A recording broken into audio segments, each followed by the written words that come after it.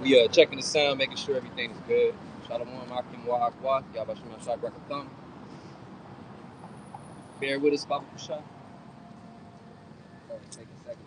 Yeah.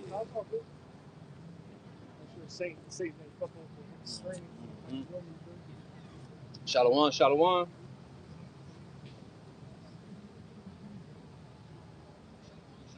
Good. Okay, we good then. Hey, Shalom. Shalom. We're the Real Hebrew Israelites, part of Great Millstone, Los Angeles, currently teaching in Sherman Oaks. Before we get started with today's lesson, we're going to turn face the east and give all praises, glory, and honor to Yahweh, Ba'ashem, Yahushai, Ba'ashem, Rakakwadash. Barakatah Yahweh, Barakatah Yahweh, Barakatah Yahushai, Barakatah Yahushai, Barakatah Yahweh, Barakatah Yahweh, Barakatah Yahushai, Barakatah Yahushai, Barakatah Yahweh, Barakatah Yahweh, Barakatah Yahushai, Barakatah Yahushai.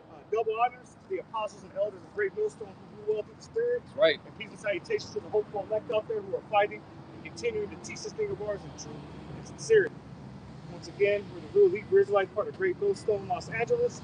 And we're out here once again to do what we do best on the highways and hedges as prophesied in the scriptures, edify, prophesy, and teach. And today through the Spirit, we're going to open up with the current controversy going into this week with Captain Cesariak on that recent podcast saying that Yahweh Shemi Ashai doesn't control good and evil in the world. Wow. He went on a public podcast and was getting cut by Sadnetta, who is not even a Hebrew Israelite, who was going through the scriptures and confounding Captain Cesariak on our own book.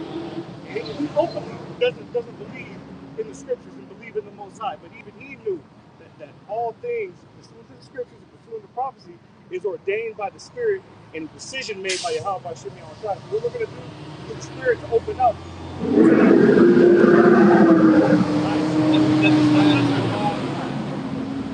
We're going to go in the scriptures and we're going to show you that Yahweh Shemi Ashai controls all things, good, evil. He controls the judgments that happen. He controls when you're born, if you come back with a defect, if you come back as a stillborn. All those are decisions by Yahweh Shemi Ashai, and ultimately goes back to judgment. The thing is, you can't get emotional in this thing. Yahweh Shemi Ashai has all power and all control over all creation. And he gave that power and control to his only begotten Son, Yahweh Shemi Ashai. Okay, we see the results of that in our reality. So without further ado, we're going to get into the scriptures, and Lord willing, this lesson is edifying to the hopeful elect. So, all right, we're going to go to the book of Isaiah, chapter 45. We're going to begin at verse 4. This is Isaiah 45 and 4, and it reads, "For Jacob, my servant's sake, and Israel, mine elect, I have called thee by thy name. I have surnamed thee, though thou hast not known me." So this is proving that Yahweh Shemi Ashai knows every spirit, especially those that he ordained to carry his name. The scriptures say he surnamed us. He gave us the name Yashar Allah, which in the Lashon Kodash, or Paleo Hebrew, means he is a prince of the power. Okay, when you break that down ipso facto, it goes back to a son of God. It's interchangeable. Before we were called Israelites, we were called sons of God. Okay, and Yahweh Shemi Ashai knows every spirit that is an Israelite. Okay? Go ahead, bro. Reading on verse 5. "I am Yahweh, and there is none else. There is no power beside me.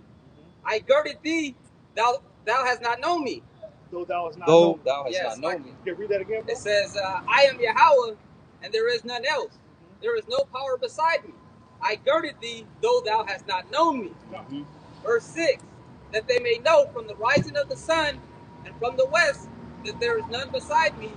I am Yahweh Shemi Ashai, and there is none else." There's no other way to put that. Yahweh Shemi Ashai is the ultimate power. Okay?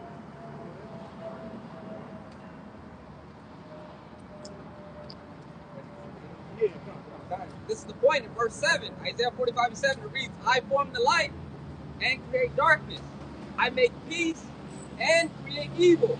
I am Yahweh Shemi Ashai."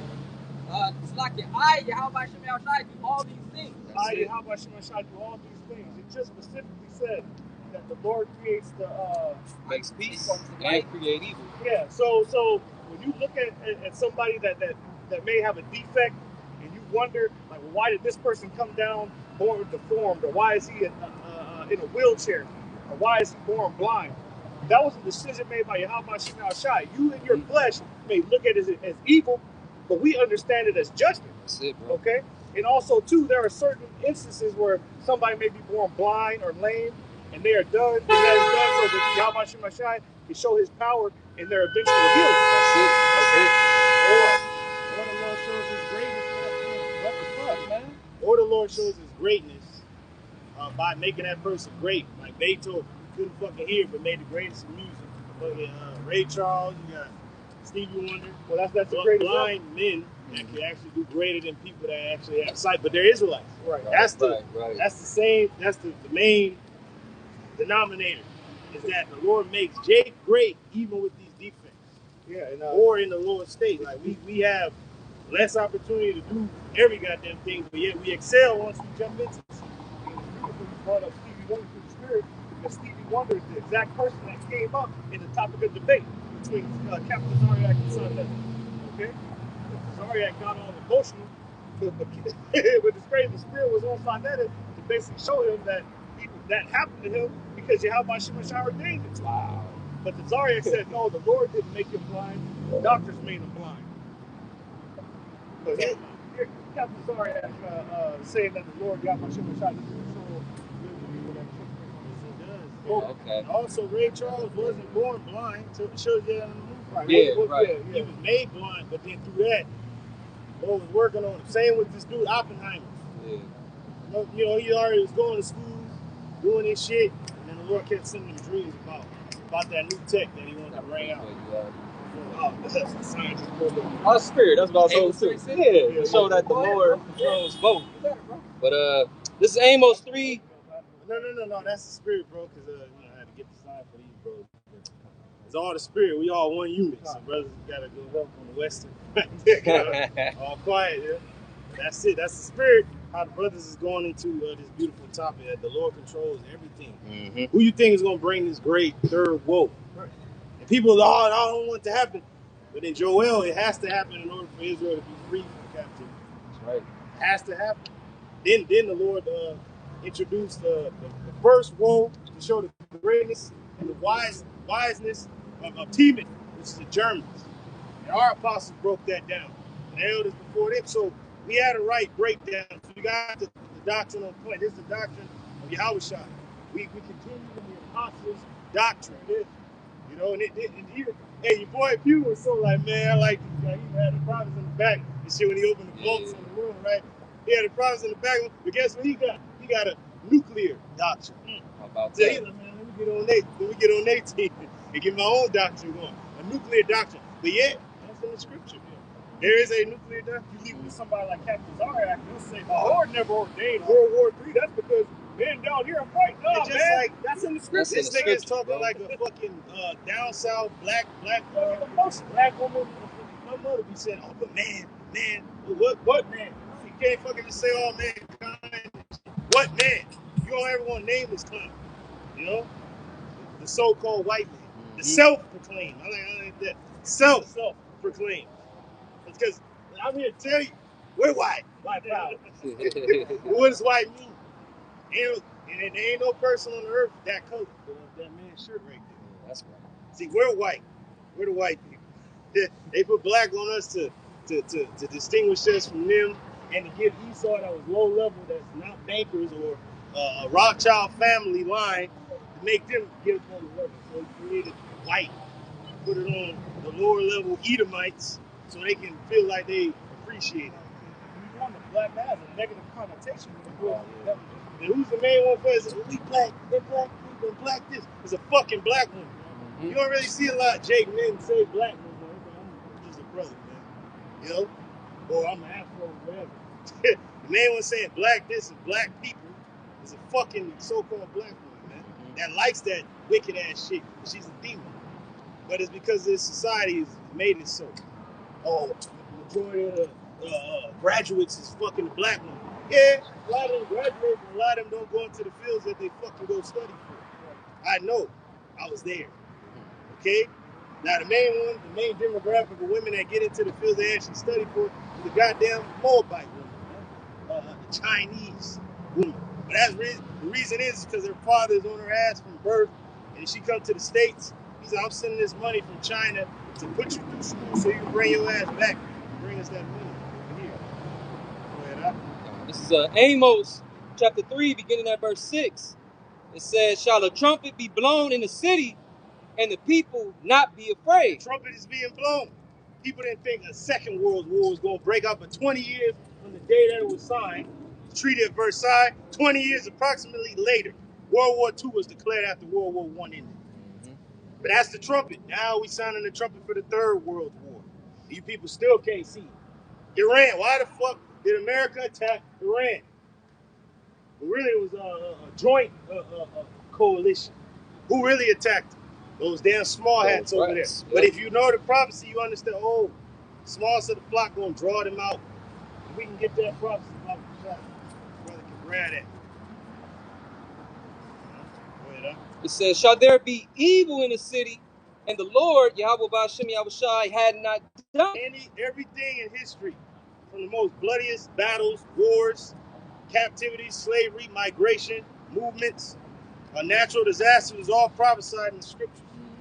Not like word for word. Well, he ain't gonna say exactly this, that, and the third, but it is telling you this is gonna happen. And it's for the prophets to break it down to you that these things are gonna happen. Even the Lord said, I will visit thee with storms and tempests and fires and whatnot. So that show you that those don't happen just to happen. The Lord is behind everything. Even if Esau used his heart, who put it in his mind to do it? Who put it in the mind of these Smiths to make those weapons, those bombs that they dropped on Nagasaki and Hiroshima at the end of the war, which the war was already over, but the Lord wanted to show his great hand. Yeah, that's why David said, keep me, Lord, from thy sword, which is the men of the world that had their portion in this life, which is thy sword. Esau, Edom. The Japanese already fucking surrendered like a week or 2 weeks before they dropped them bombs on them fucking two cities, but they wanted to see what they could do. They didn't know they was gonna blow the fucking world up, but they still dropped them anyway. Why? Because the Lord put in their spirit to drop those bombs. And that entered the world into the atomic age. Right? Now we're in the nuclear age. What you think is gonna happen? Go ahead, verse 7, it says, surely the Lord Yahweh Hashem Yahushai power will do nothing, but he revealeth his secret unto his servants the prophets. See, the Lord ain't gonna do nothing, but he reveals his secrets into his servants the prophets. We understand that we will be in this land in captivity, awaken in this captivity, and declare unto the world who we are, and who our God is, and who our Savior is, and what they really look like, who they truly are, and who they for. White power. Right there it is. White power, yo. So it is what it is. And you people are mad about that. You ugly ass goops getting away with shooting our people. It's all right. Hey, man back in the spiritual realm now, his right mind, and your ass is going to go into captivity. Every last one of you fuck ass Moabites, we don't like you. We ain't never liked you. We like your woman, though. You know, bath the water, they make it hot for you. But you men, you're going to die. That's why there's a million of you assholes that's about to get sent into this third world war and die over there. Remember, this happened to the prophet's sake. The Lord got to do something to raise Judah up and rouse them up. This racial war that's about to take place. And that's prophetic as well. Yeah, I'm surprised Judah ass ain't roused up yet. If the black woman hates you, all the women of the world are saying they love you, and the white man ain't never been your fucking friend, man. Look what they doing to your brothers, the Northern Kingdom. They gonna come for you. They gunning for you, ultimately. When a nigga is asleep, the nigga still want to understand why women don't like him. We broke it down to you, asshole. It's a curse. And the Lord said, fuck all that happy wife, happy life shit, trying to be equal with the white man. The Lord says, show yourselves men. All you transgressors, man. Be strong. Show yourself a man. And how do you do that? By taking heed to this word. That's how a young man cleanses his way. That's what the Lord calls you when he's young. When you come into this truth. All the apostles, brothers, elders were young. Now there's some older men that come in because the Lord have mercy on them. But young men are always called. And the Lord is using them for their strength. Same when we entered into our military. You had to be 20 years old to enter into the military and fight in Israel, the ancient world. So a lot of brothers came in around that time. Brothers were studying. Some brothers came in high school studying.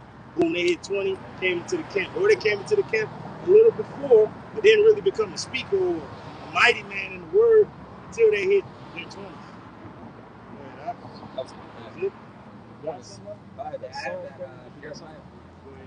This is Jeremiah 50, 45, straight to the point.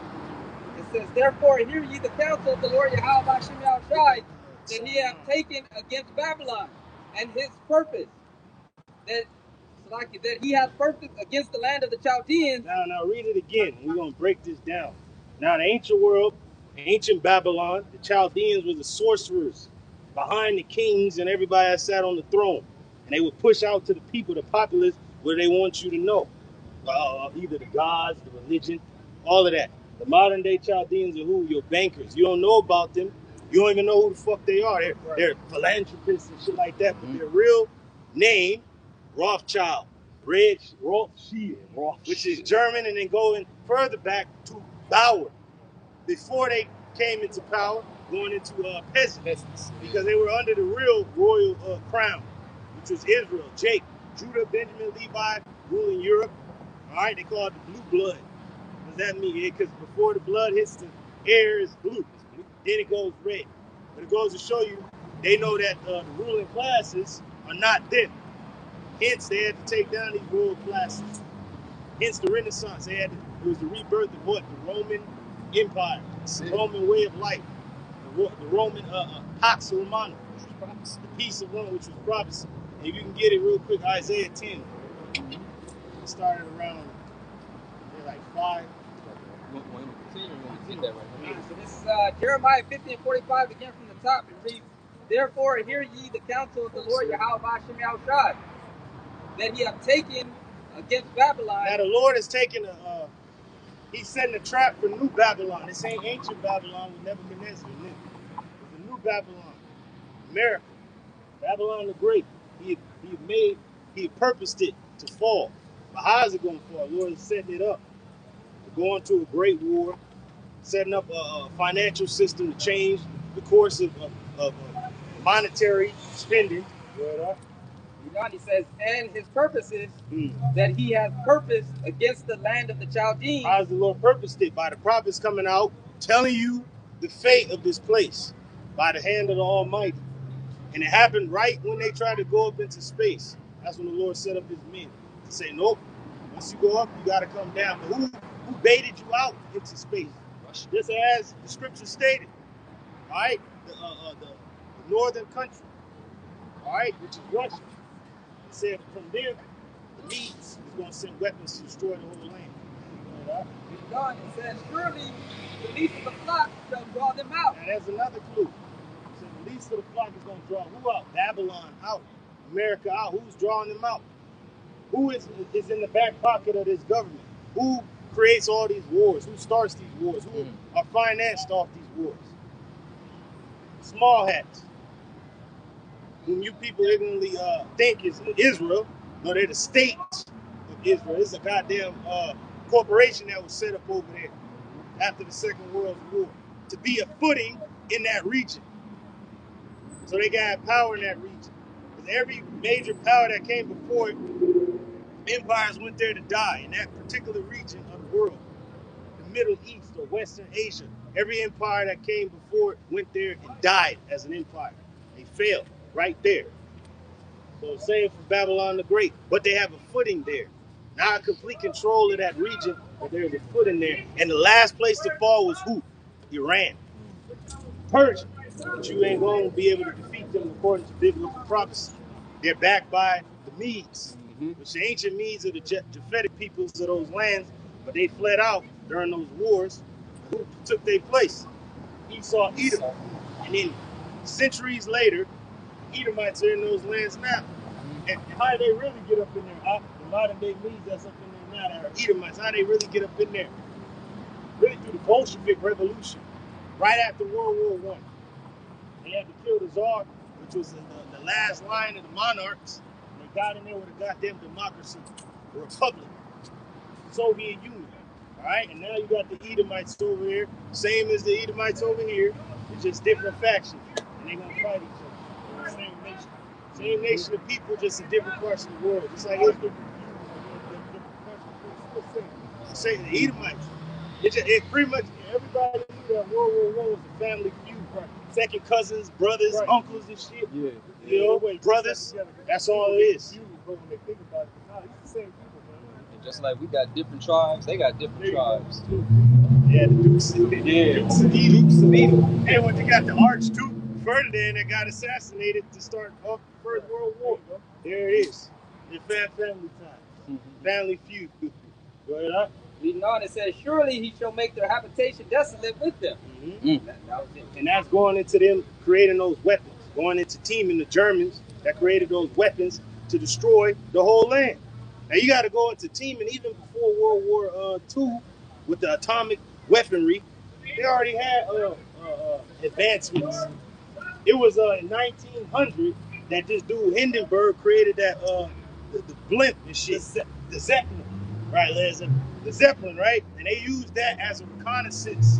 But they actually got that schematics from the Civil War, where they had a fucking war balloon where the damn Union soldiers were stationed. And then they used another balloon on the other side to see where the Confederate side was at, where their trenches was, where they were moving their weapons and their ammo and cannons and guns and infantry.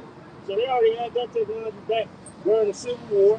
Go about 40 years into the future, 1900. This dude in Germany creates the Zeppelin. And he's like, okay, we can get it into the air. Okay, now we drop fire from this. Now we're gonna drop fire from this shit. Right. Now we're gonna put fucking bombs on it. Hey, but that's the spirit though. And we gonna get that. Hey, I'll grab that book over there. Sure, we're gonna get into it. We gotta show you first wall, second wall, the third wall. But it begins here. First World War, right here. And then we're gonna go into the second, which is just an escalation of the first, and then the third. Now, in the First World War, things that were introduced was submarines, what they call U-boats, planes, but really they used the planes first and foremost as a reconnaissance vehicle. They still was working on it. Yeah, I remember they say the Wright brothers invented the plane, the Wright brothers. But really it was two Asherite brothers that invented it. They took the schematics from them and they actually got it to fly a little bit. It was really to soar and they just got it to get off the ground a little bit. Surprise. Scripture says Jacob's a form of all things. Right. All things. So they got the schematics for the planes and they first used them as a reconnaissance vehicle. Right? But then you already know Esau's a sword. He said, well, let's put some guns on it and put some bombs on it. We're going to lose. We're going to use them to fuck people up. Now we're going to get you go ahead and read that and we're going to get Revelation 9. You wanted Isaiah 10? Yeah, Isaiah 10 to show how Esau got down. And the reason I like this book so much, it shows you years leading up to the Great War. Great War broke out in 1914. But what was happening in 1800? We already know what's happening in Babylon. Civil War broke out. Jake was freed. They had to fucking build the railway from the east to the west. They had to go across the Appalachian Mountains, defeat the Gadites. 300 years of war against Gad and Reuben. So that was happening in the States. But what was happening in Europe and all these other places? Where they still have monarchs over there. What was going on? Poland and Israel. Then he lost at the Battle of Waterloo against the Russians. So there you go. A lot was going on. And all this was just leading up to a great war. And it's written in Revelation. 3 woes. 3 world wars are meant to come and go. 2 have already passed. I know it's really going to pay now. Third one. It's Revelation 8:13. There it is. And the reason I beheld and heard an angel flying through the midst of heaven, saying with a loud voice, woe, woe, woe, Woo! to the inhabitants of the earth by reason of the other voices of the trumpet of the 3 angels which are yet to sound. Yeah, 3 woes. Whoa, whoa, whoa. 3 world wars. All right, that was coming. And John the Revelator perceived all this. And he explained it to the best of his ability what was going on. Like, man, even Ezra talking about it, man, arrow being shot from one end of the earth to the other. What are you talking about? Who can do that? Yeah, one arrow can go from one part of the world to another part of the world. Now, what's the arrow now? Missiles. And they even say if they lost a missile or rocket, so they say a broken arrow. Broken arrow is lost. We gotta go find it. What you know? Isaiah. This is Isaiah chapter 10, beginning at verse 5. It reads, "O Assyrian, the rod of mine anger." Now this is Babylon the Great, the U.S. of A, the American Edomite preferably. Ultimately, all Esau has the same spirit, but the Lord is really using the American Edomite to do his bidding. Hence, Babylon is known as the hammer of the earth. Go ahead, huh? And the staff in their hand is mine indignation. So the weapons in their hand is the indignation of the Lord, the Almighty. And it ain't just a gun anymore. See, Esau advanced from cannons, the guns, from the catapults, all that. And it increased into what? Biological warfare. They introduced that first in the First World War, but then they say, according to a treaty, they can't do that no more. Bullshit. They went just another way. They went a more secretive way. It's espionage and all type of other shit. Right? Why the fuck you think they even got espionage? All these covert different, Yeah. the CIA, was it MR6? The MI6, yeah, MI6, for Britain, and then over here is the FBI, Right. CIA. Three-letter acronyms. Yeah, there you go. God. Go ahead, Verse 6, it says, I will send him against an hypocritical nation. So the Lord is going to send this man against a hypocritical nation. Our people are hypocrites. All right? And this was going back in the ancient world with the actual ancient Assyrian going against the northern kingdom, which were hypocrites. They went against their own power. They did pact with other nations, and those other nations turned back, and the Lord used the Assyrians to take them down. But also used the Assyrians to take down the southern kingdom under Nebuchadnezzar, who by nation is an Assyrian, but his kingdom was known as Neo-Babylon. And against the people of my wrath will I give him a charge. So the Lord did it in the ancient world against our people. The Lord's going to do it again. Hence Jacob's trouble. But this man ain't only going to go for us, but he's going to go for his own kind. Hence Isaiah 19. And the Egyptians shall fight against the Egyptians. Right, to take the spoil and to take the prey. That's what happens in ancient warfare. You take the spoil and the prey. Spoil is gold, silver, women, cattle, slaves. There you go. Same thing is going to happen this time. But they already told you people before they even made the act. You shall own nothing and be happy. So they already captured you. Man. They just ain't took your goods yet. They haven't spoiled you completely as yet. But they already did it. They already shut the world down. Biggest fucking robbery in history. And you people are still asleep. Why you think this war is going on? Why you think fuel prices are going to go up? It ain't good on the world stage for this place. War is coming. That's why they have a draft that's already on the books. Your young sons and your daughters are going to go over there to the Middle East, Western Asia, and die. And you people still want to walk around in FIFA and shit. But these same fucking people, same nations playing FIFA and shit, going to be at each other's throats really soon. How about that? It says, and to tread them down like the mire of the streets. Yeah. And this is what this man did. Every society he entered into, he did exactly that. He traded them down in his anger. Howbeit he meaneth not so. Oh, this is Esau. This is in his heart. This has been in his heart, and this is going to remain in his heart until the Lord takes this nigga out. But he ain't wrong for thinking this way. This is who he is. He's the devil. He's a demon. Can't do right. Can't get right. Go ahead, huh? Neither doth his heart think so. So people think, oh, it's for world peace. Peace. No, it said through his policy. Through peace, he destroyed many. That was during the Greek era. We got that same spirit. Go ahead, huh? It says, but it is in his heart to destroy and cut off nations, not a few. Did that not happen in the First World War? Nations was cut off, and not a few. Bro, there was nations there before the Great War that was not there after it was over. You had Russia and fucking Austria, Hungary. Gone as fucking nations, gone. Russia was no longer a empire. It was a republic after that.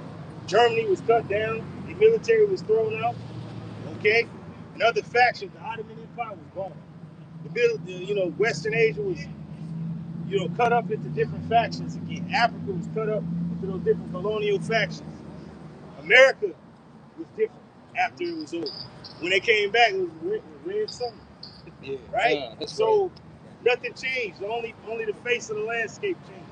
Go ahead, huh? Can I read that in NLT? Go ahead, huh? Verse 7? Yeah, go ahead. It's Isaiah 10 and 7 in NLT, and it reads, but the king of Syria will not understand that he is my tool. Hey, and that's exactly what the Lord used the Assyrians for. The Assyrians thought they were doing their own thing.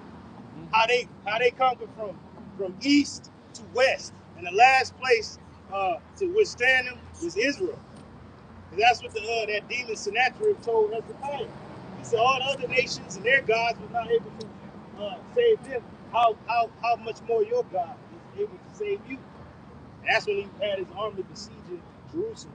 Hezekiah went to the Lord and opened up what this nigga wrote. He's like, Lord, look what he wrote. The Lord got the same way this nigga marched in, he don't go another way.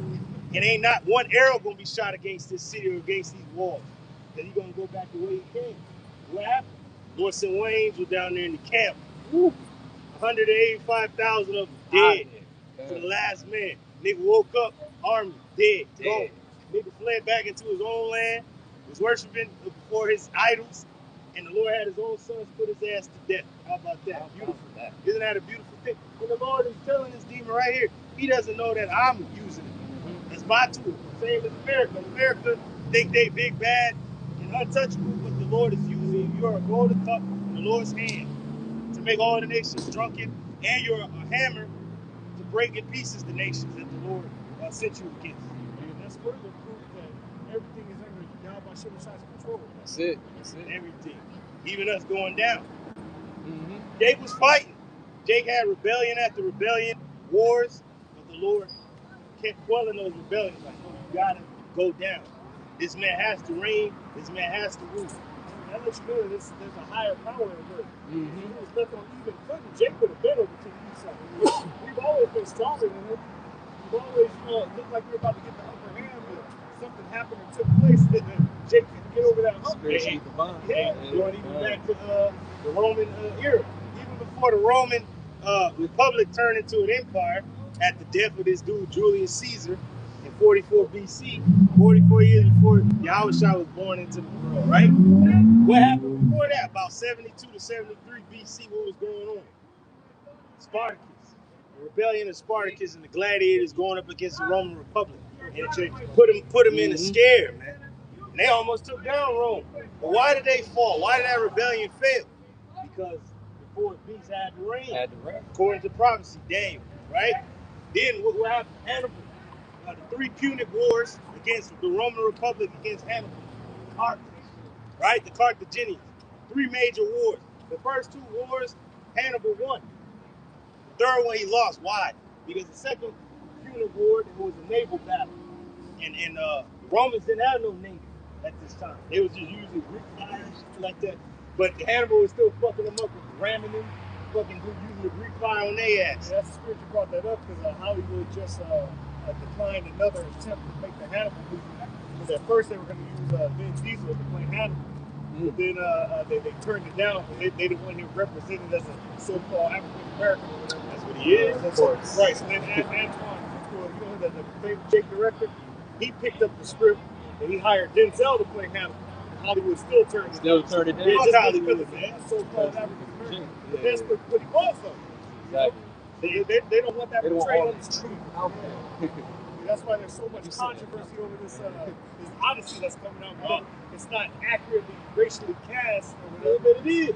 Because if you look at the water that you brought that up, let's go into the Odyssey, right? Like, you gotta go here. We gonna put left here. This is a history class. So the Odyssey, right? Let's go into it. You got this dude, my man, the King of Ithaca. Is my man's name Odysseus, King of Ithaca, right? Why did he go to war against the Trojans? 46? Now we know that Troy is Troas in the New Testament, and there was Israelites there being getting the word preached to them. Troas, which is Troy. Right, brother brought that out. Beautiful elder brought that out. That was the ancient city of Troy, where Troy once was. Now the war began because one man took another man's woman. And what is that called? Adultery. So instead of the face that launched 1,000 ships, right? Why they go to war? Because of adultery, right? And whose law is that? It's an Israelite law, man, that you put a dude down. You know, the dudes is going off, they's into that Greek shit, right? The Trojans, right? So they sailed. This is the story. They sailed across the seas to fight this war. It took 10 years' time. Troy fell, right? And Troy was defeated, and the Greeks won the war, right? And they sailed back. But that is historically accurate that those two people fighting each other was Israelites, right? Because who was my man Agamemnon? His brother was Menelaus, and Menelaus was who? Menelaus was the king of Sparta. And who was the Spartans? According to the Maccabees. They're Jews. They're brethren of the Jews. They're Israelites. And you had the Trojans. Who are they? They're Israelites too. They were just in those. Yeah. When you go back and watch that movie, he was wearing fringes. Yeah. Yeah. Oh, and then they had the different priests. Yeah, these priests were in arms. So there you go. And then she had the border blue and a little dress. Yeah, so that's Israel right there. Oh, even the boy Achilles, man. He had the L on the shield representing Lacedaemonians. Israel. Oh, when he was chilling, he wasn't fighting, and Odysseus was talking. He had the fringes on. He had the garment on. Yeah. When Patroclus was dead. Yeah, Patroclus. You can look at his feet and the fringes. So when you look, and then on their shields, they had the fringes. They had the fringes on the cage. So these are two Israelites fighting each other, man. But they say they historically happened that they weren't black people. Yeah, they were. Dumbass. The Jews are dark skinned. Oh, going to the history when Spain fell. Granada, Spain fell to who was it? It was the first crime family, the Borgias. They was born with those different monarchs in Europe. The last stronghold to fall was Granada, Spain, which is where the papacy was. You think it was in Rome, but it was in Spain. Under you got King Ferdinand and Isabella that sent this nigga Cristobal Colon to the New World. Finance this nigga to go over there. They're like, why do you know that there's people over there? Edges. Right there. So you knew that there's people over there. Our brothers. We read the scripts. The Northern Kingdom. Yeah, and the world wasn't flat. Everybody knew it was round. The scriptures say that, the globe, So they knew that the world was round. There were people on the other side of the world. And Solomon sent ships to that side of the world. Land of Ophir.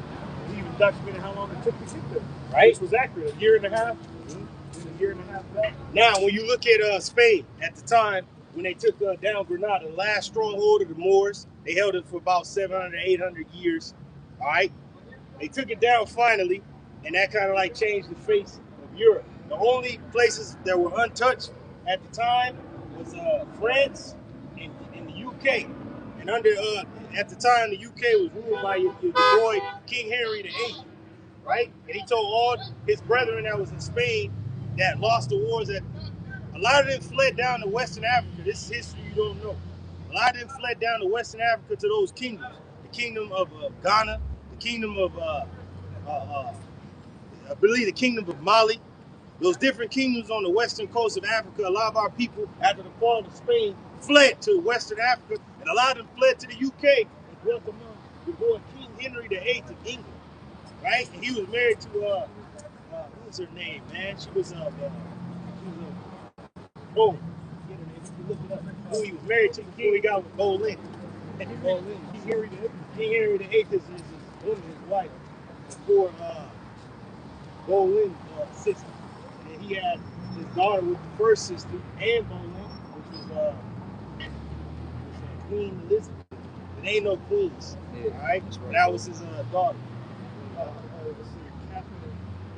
Catherine of Aragon, right? So they were married according to the crown.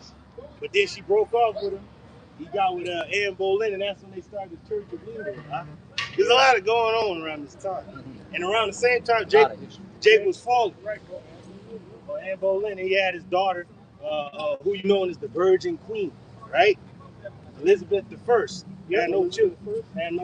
Failed to produce surviving male heir. There you go. And then the crown went to, it is all the spirit of the Lord. The crown went to, you met your boy, you already know who it is, first of England.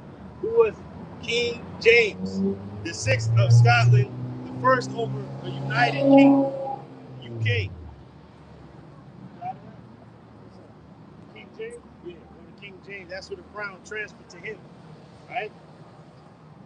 Because King Henry had no surviving heirs but a daughter. She produced no heirs and didn't marry any royal crown at the time. So the crown went to her cousin, if I'm not mistaken, was King James, the 1st of England, the 6th of Scotland. Best known for authorizing the translation of the King James Bible and unifying the Scottish and English crown. There it is, the UK. And it's all Jake, mind you. These ain't fucking Edomites. These are Judites. And you got Levites up in there and Benjamites. King James, to be exact, Benjamite. Because if he's Scottish or Irish, that's Benjamin. The English crown is Judah. So it just goes to show you different factions, families, rule. Where you think you get the Game of Thrones show from? All family members fighting one another. That's Jake warring with each other. But it's really Esau in the midst, whispering in the ear to go to war with each other, man. Serpent and shit. Yeah, so that's it. Go ahead, huh? Continuing in Isaiah 10 and verse 8, it says, for he said... Oh, my point. Going into Granada, Spain, when it fell. There's even writings of it. It said the Spains of Portugal, it said the Jews of Portugal and Spain are very dark. That's written in the history. So if you damn people over there in Spain now is the real people, why the fuck is that written? Why it said the Jews of Portugal and Spain are very dark. Swarthy, to be exact. Yeah. It means very dark, man. And this is when Spain fell. And that's why they had the Spanish Inquisitions. They was looking into Jake. Like, who are these people and where they come from? And why they move like this? We gotta get them out of here. That's it. Even your boy Benjamin Franklin, this demon, he wrote that famous book. He said, why is the majority of the population of Europe swarthy and tawny? It didn't say fucking pale. It said swarthy and tawny. The population of Europe is that. I see a lot of black faces. Right?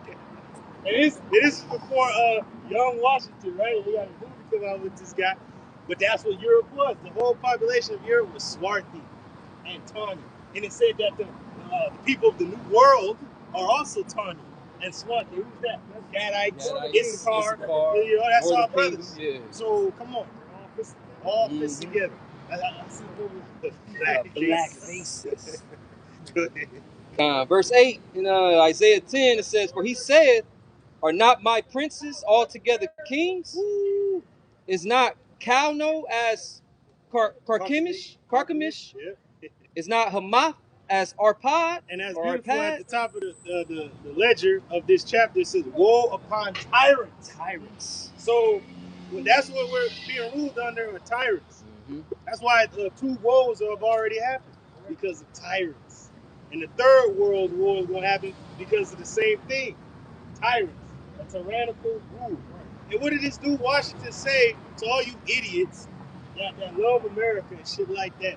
What did he say? If your government becomes tyrannical and corrupt, you have the right to overthrow that government. That's what the fuck they said in your goddamn constitution. And you stupid fucks have still not done nothing. You got fucking PDF files in your fucking White House, and you ain't done a goddamn thing about it. And now they're going to send you over there to Western Asia to die in a war that means nothing.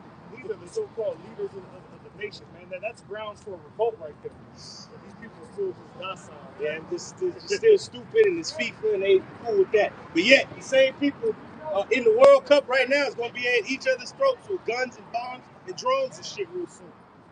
So, go figure. Right? Goal! That's the goal! That's the goal of the fucking elites. Is to have you people dead. A lot of you. Go ahead, huh? Is not Samaria as Damascus? As my hand had found the kingdoms of the idols. Woo. So pretty much he said that it was not this place destroyed like this place. If the one place after another place destroyed. That's what Esau has done. He's been the hammer of the earth. Look at Libya before the nigga got in there. Flush, beautiful. Destruction after he left. Shit, Babylon. It said that a squirrel can jump from tree to tree, from east to west. That's how many trees was in this land before the coming of this demon, Esau. Right? But now look at this place. Man, now look what we think. This place is so fucked up. You could think pigeons' natural habitat is concrete. It's supposed to be in trees, man. Because whether you believe it or not, pigeons are actually lawful to eat. Yeah. You know, but you wouldn't think that just looking at how they live in society. Yeah, they're the same family of walking on concrete and shit. They're supposed to be in trees, man. Yeah. Pigeons are in the same family as quail. Quail and you would never think that because you know where we stand, but yeah, that's how fucked up this all is. That's the society of, man. Pigeon man. So it's lawful to eat. You gotta lick your fingers, right? You know what I'm saying? Go ahead, huh? Verse 10, as my hand had found the kingdoms of the idols. That's what Esau is saying too. He came in the same spirit as the Assyrian And the Lord is letting you know, even in the ancient world, he used the Assyrian to do his bidding. To fuck up Israel for going on. First the northern kingdom, then the southern kingdom. Now the Assyrian is back again under the guise of America, and the Lord is using them again to mess the tribes up first, and then to mess the world up. Because you gotta remember, before the Assyrians reached Israel, they already defeated the other warring nations round about Israel. Israel is like the last place to go down. First the northern kingdom, and then years later, the southern kingdom fell. Not too long after. Go ahead, huh? And whose graven images did excel them of Jerusalem and of Samaria? Oh, going into the northern kingdom. That was the capital of the northern kingdom of Israel. It was Samaria. Jerusalem is the capital of all Israel, and that's found in the south. Go ahead, huh? Verse 11, shall I not, as I have done unto Samaria and her idols, so do to Jerusalem and her idols? Oh, but this dude is assuming that Jerusalem is just like the northern kingdom, going after idols and shit. South looking like, nigga, hold on. We got one God. We don't worship idols like the heathen, or even our brothers, the northern kingdom that fell from grace. We're not like them. The reason they failed to you is because they went on.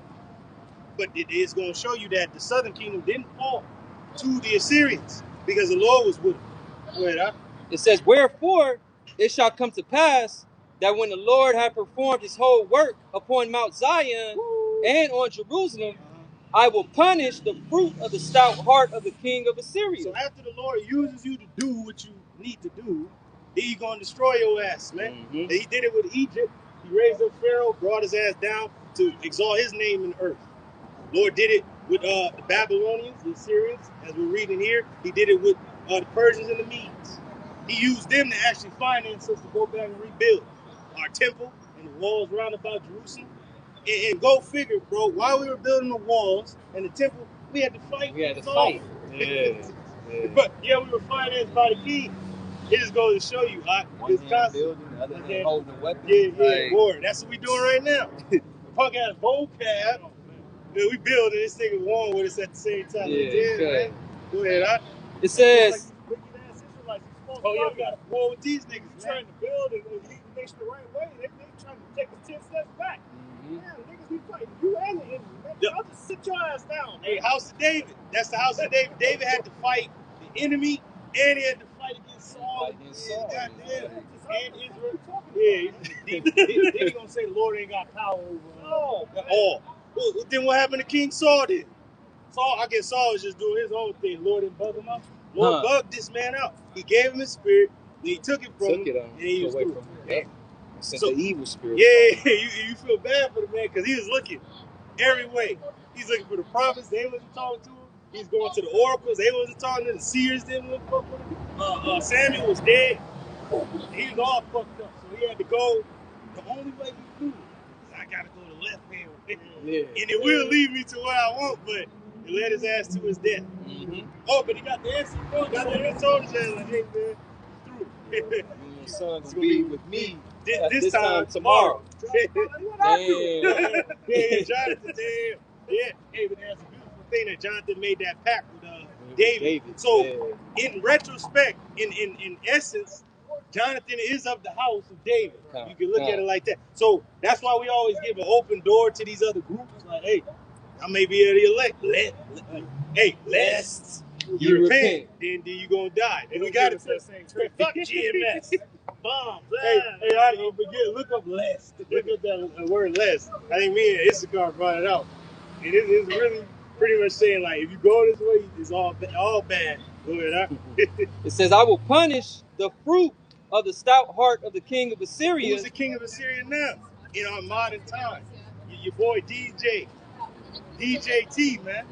He has a stout heart. He said his heart was more stout than his fellows. It said fellows too. Oh, them other niggas. I got his fellows, right? Because this is the first two world wars was Edomite versus Edomite, and everybody else was dragged into it. Now it's gonna be Esau versus Esau again, but then it's gonna end with this climb. It's gonna be the end of his ass. That less, it says less is a formal or literary conjunction that means for fear that. So if you in order to prevent you dying, repent lest in order to prevent you, For fear that you're going to be judged. for fear that you're going to be fucked up, judged, destroyed. Your woman going to come out and air you out. Woo. Hey. The Deuce, he gone like, hey, like Martin and Pam. They be going back and forth. But you see, man. Another one is or else. Or else. Damn. It's an or else. Right. Lest you repent, or else Or else. you're going to die. It says it is used to introduce a preventative action taken to avoid an undesirable outcome. Ooh, an undesirable end. Oh, but then in another place it said, Damn. the Lord knows what he has for us, an expected end, peace and not evil. But niggas don't eat like you.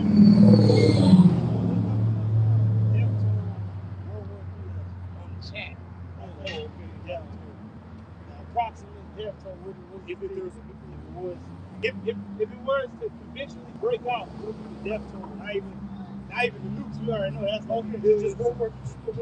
Yeah, for sure. Got some more?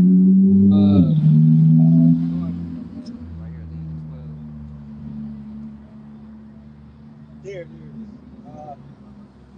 Yep, right there. This is the point I wanted you to get, but all that was good. Going into really ancient Assyria and matching it with modern day Assyria, they're moving the same way. Because the Assyrians was far more advanced during that time. They was moving swift. And the Lord was just opening up places for them to just attack and raid and take down. And the king of Assyria got pumped up. He got proud. Thinking that it was him. Like, no, nigga, the Lord opened up these doors for you to take these nations down that previously were not able to be that were previously not able to be taken down. And the Lord allowed them to take them down. Finishing on verse 12, it says, I will punish the fruit of the stout heart of the king of Assyria and the glory of his high looks. And the glory of his high looks. The Lord brought the Assyrians down ultimately through Nebuchadnezzar. Through his father. Nabopolassar.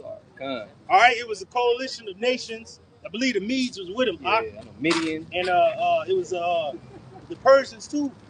So the same factions that took Babylon down eventually was the same factions that helped Nebuchadnezzar's father, Nabopolassar, take down the Assyrian capital of Nineveh. So it's just going to show you, hey, that's beautiful because the First World War,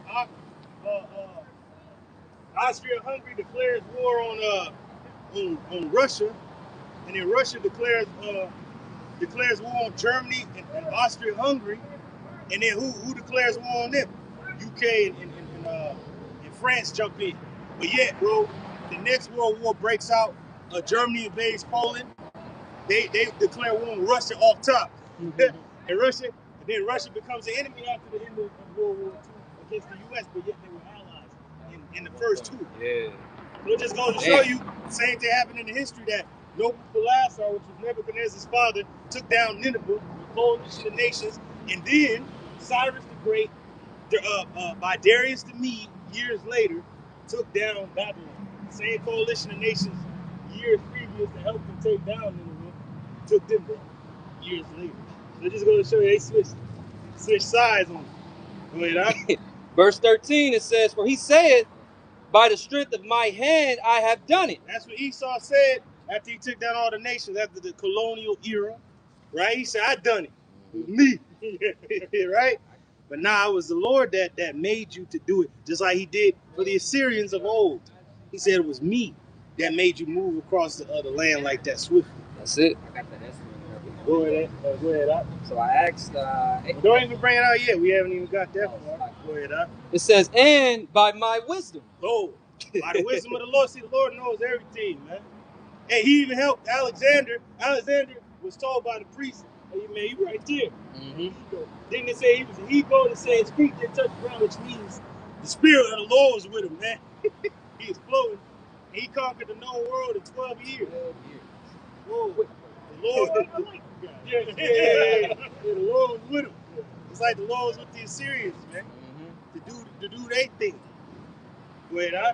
It says, for I am prudent, and I have removed the bounds of the people. That's it. So the Lord said, I've removed their protection, the bounds. So you can go up in there and just take them down. And it is reported that certain walled cities that Alexander had to go up against, the chariots helped him take down the walls. So they zapped it with the laser, the walls came down. He went up in there. So the chariots is helping this dude. It shows you at Maccabees that in the heavens they was having war games and shit. And the men was like hoping it was a good omen because they seen the angels up there fucking duking it out. Pretty much having a dog fight. They're duking it like, oh shit. You know, so. And imagine the men in World War War, bro, just watching. Like, who's winning? I don't know. What they call them, the Foo Fighters? Yeah, the Foo Fighters, dog fighters and shit. They like, man, who's winning? I don't know. I think it's us. Motherfucker coming down and shit. You said it shows you that on 1917 where they like, it got his ass and he just went down. He's like, all right, right over the hill. Oh shit. They get him out of there, y'all on fire and shit, stabbing their ass, Red Baron and shit. Your man Von Voss and shit. Go ahead, And I have removed the bounds of the people and have robbed their treasures. That's what Esau did when he took over the world after the Renaissance era. This is what the Assyrians did in the ancient world before they came to Jerusalem, and after that they were defeated. Because you gotta remember, the Assyrian king Sennacherib, when he returned home, his sons killed him. And I think his third son that was in the line took the throne. That's even recorded in the book of Tobit. That actually happened. They got that recording. Oh shit! That's how you know Tobit links with the history. They were knowing what was going on, even though they were in the Assyrian captivity. They knew what was going on in Jerusalem at the time. That the Lord destroyed that army and destroyed Sennacherib's reign. Right? And I have put down the inhabitants like a valiant man. That's what Esau Edom did. The Lord gave him the technology to do it. Right? The Lord gave us, like, going into Constantinople falling in 1453. Last stronghold, this dude Mehmet II, I believe he is Jake, man. He got like an Italian or a Spanish choreographer, which was a man that built cannons. He said, I need you to build me some cannons so I can shoot through these walls.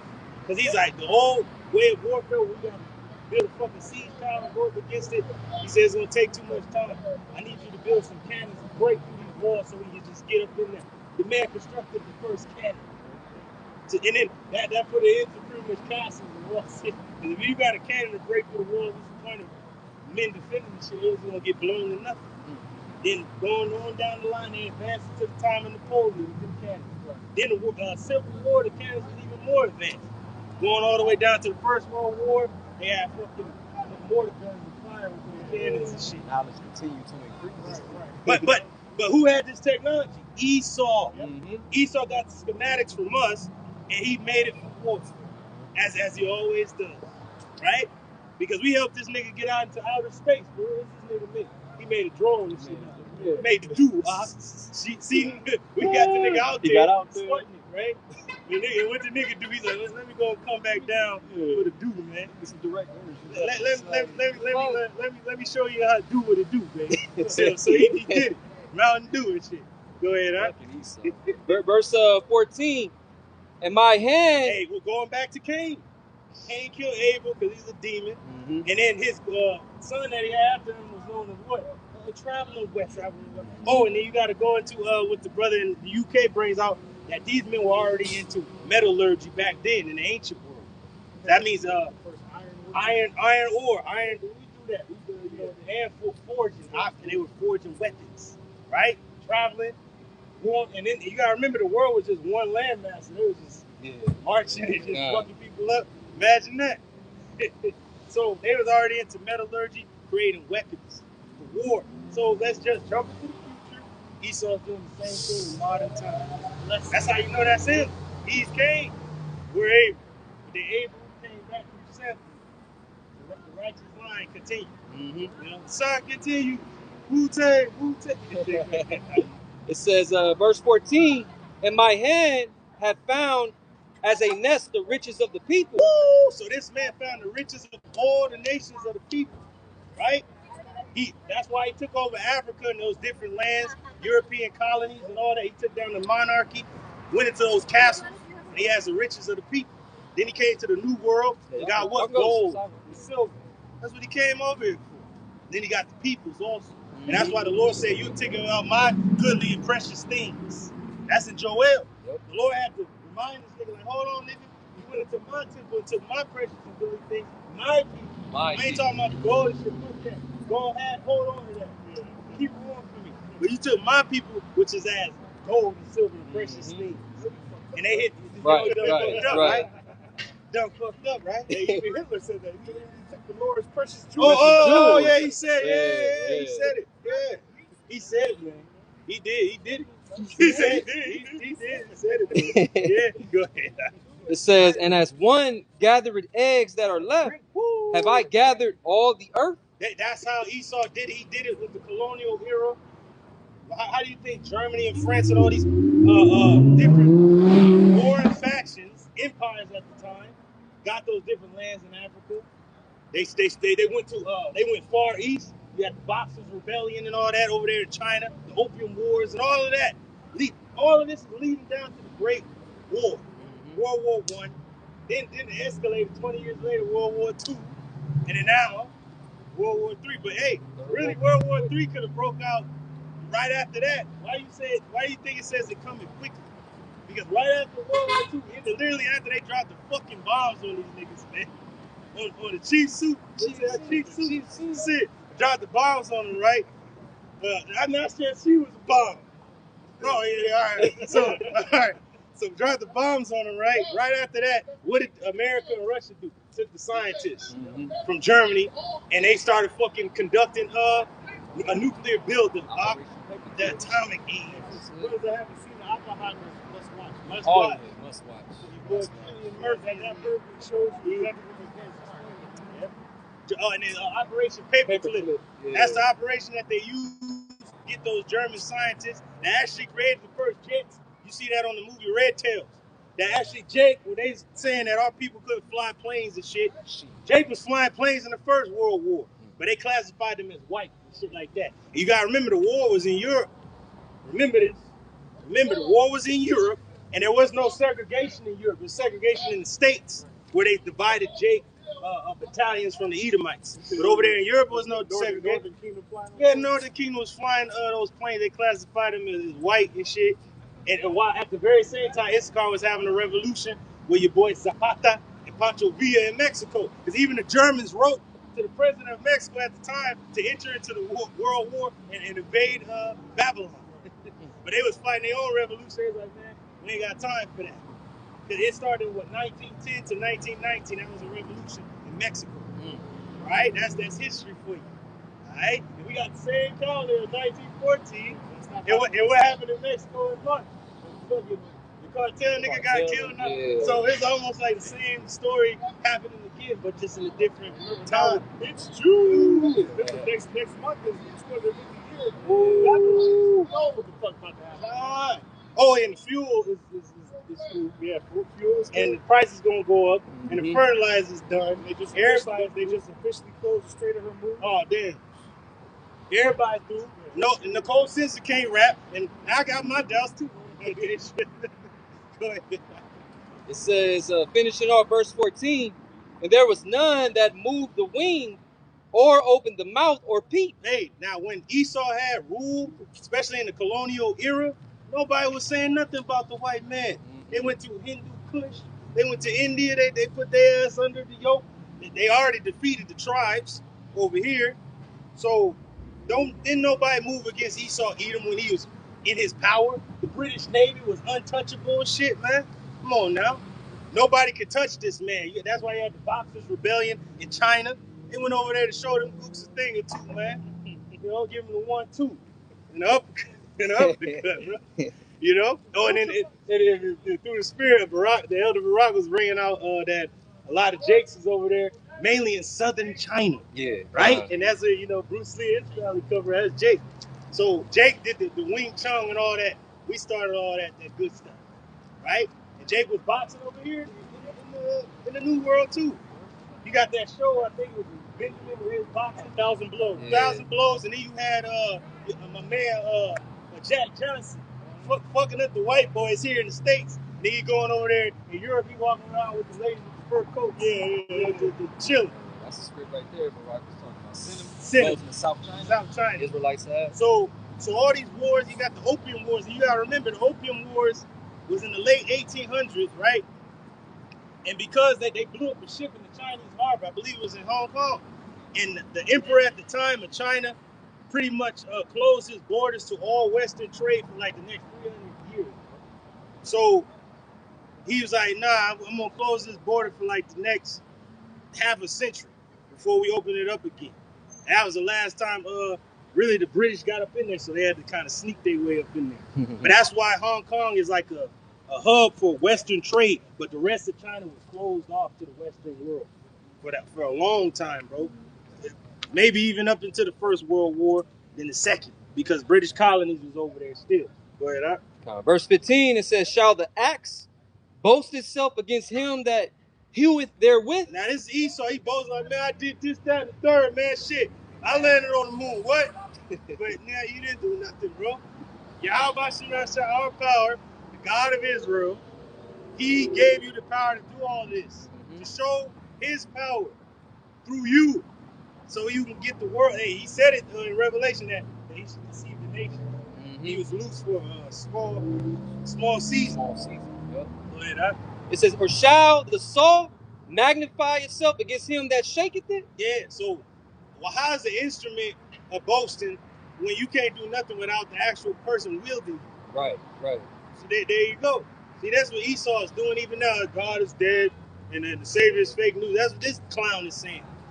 Ain't no other people saying what this nigga is talking about. What the fuck? There is a God. You cannot erase God with an edict. There is a God. Go ahead, huh? It says, as if the rod should shake itself against them that lift it up, or as if the staff shall lift up itself, man, as if it wore no wood. Yeah, so how are you going to boast in doing all these great things and having God-like power without the power himself? As if the Lord ain't the one using you. But we're here to tell you that the Lord's been using you this whole time. And in order for you to win the First World Wars, Jake was involved. How the hell the Lord power of Israel is going to give you all this technology and not have his own people in the midst of you wielding it? Right. Come on now. Jake invented the plane, and they gave it to the Wright brothers and shit. The Wright brothers, right? Get it? Right? The Wright brothers, right? Gave it to the Wright brothers, right? So, and then they invented the plane. They still didn't even know how it was really moving. They couldn't really land the shit as well. But yet they used it in the First World War. They used the Zeppelin, all type of shit, bro. So the Lord advanced them super quick. It was like from 1900 to 1940, only 14 years, bro. The advancements from that time to that time, they already had fucking mortar gun fire, machine guns, gas, all type of shit. God, and then the war progressed on. They had even more things introduced: tanks, fucking digging tools, submarines, planes. Come on, man, bombs, all types of shit. Agent Orange. But that's where they get Agent Orange from. Is from this particular war. Go ahead, huh? I think that was the point. Keep going, because Israel ain't been forsaken. Because you gotta remember in those wars, Israel was there. I looked up Native Americans in World War I. Now, the draft came for the people in the states. If you was a citizen, you got sent over there. Now, Gad was considered, a sovereign nation outside the United States, even though they was in the territories of the U.S. Right? So they pretty much told the Gadites, like, "Hey man, I ain't gotta go fight if y'all don't want to." And then one of the Gadite chiefs said, "Well, this is in our warrior culture. We gonna go over there and fight anyway." Hence the wind talkers, that the Germans couldn't know what was going on because they were speaking the broken Hebrew, which is the Navajo Cherokee language, which is Hebrew, and the Germans couldn't interpret what they were saying. They was like, okay, they moving their lines over here, but we don't know where they're gonna be at because they were speaking the Navajo language, right? So Gad was in the First World War in those trenches. You had Judah. Judah's in the trenches. You gotta remember the first hero of World War I was Jake. He held off. He defended the trench against the German enforcements. He killed about 20 of them motherfuckers by himself. Right? German trenches, man. Shit. And then a lot of those American units didn't want to fight with Jake, so they sent a lot of those American units to the French front lines, Western Front, and they said they never lost the trench and they never got pushed back. They never lost the line. I wonder why. Because it was the Israelites. Then you had a lot of Issachar and the other Latin tribes joined up, and they was in the Navy. They was fighting in the different battles of Verdun, the Battle of Somme. Those are the most famous battles on the Western Front in France that Israel fought in. Who was the heroes of those battles? Israelites, right? And then you had in the air a lot of Issachar, and Benjamin was fighting in the Royal Air Force, right? So they went up there and they was fighting with the Red Baron and they was giving them the business. So, but yet, and they got medals of honor and shit, right? Came back to the States heroes. But yet they were still second class fucking citizens when they got back to the States. Right. Ain't that some shit? Risk their fucking life for this goddamn place. Won the war for them and shit. Defeated Teeman, the wisest of you Edomites, and it came back. Oh, God damn. Right? And that's crazy because Issachar was flying in planes, bro. The plane was just invented fucking like 14 years earlier. You already know how to fly this shit. Like, come on, man. You know? So it just goes to show you that's Jake. That's Jake, bro. And then they said in the Second World War, Jake is a monkey, a nigga can't fly.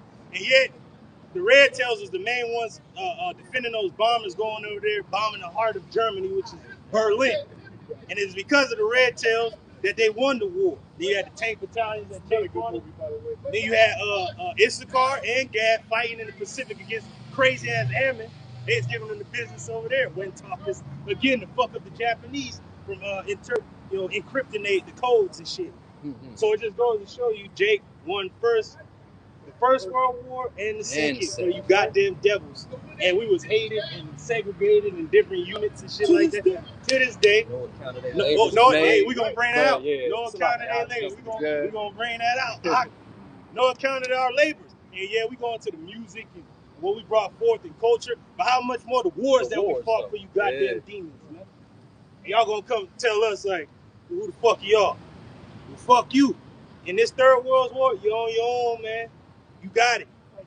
You go, collect your own wood. Collect your own cans. Pay your own bills. Get out of here, man. We ain't gonna do it for you. That's why a lot of Jake don't want to go fight, right? And I ain't mad at him. But now you gotta bring forth a draft. The Lord has a plan to kill these YNs off, the YBs, where the hell else is gonna get sent over there. Go ahead, Doc.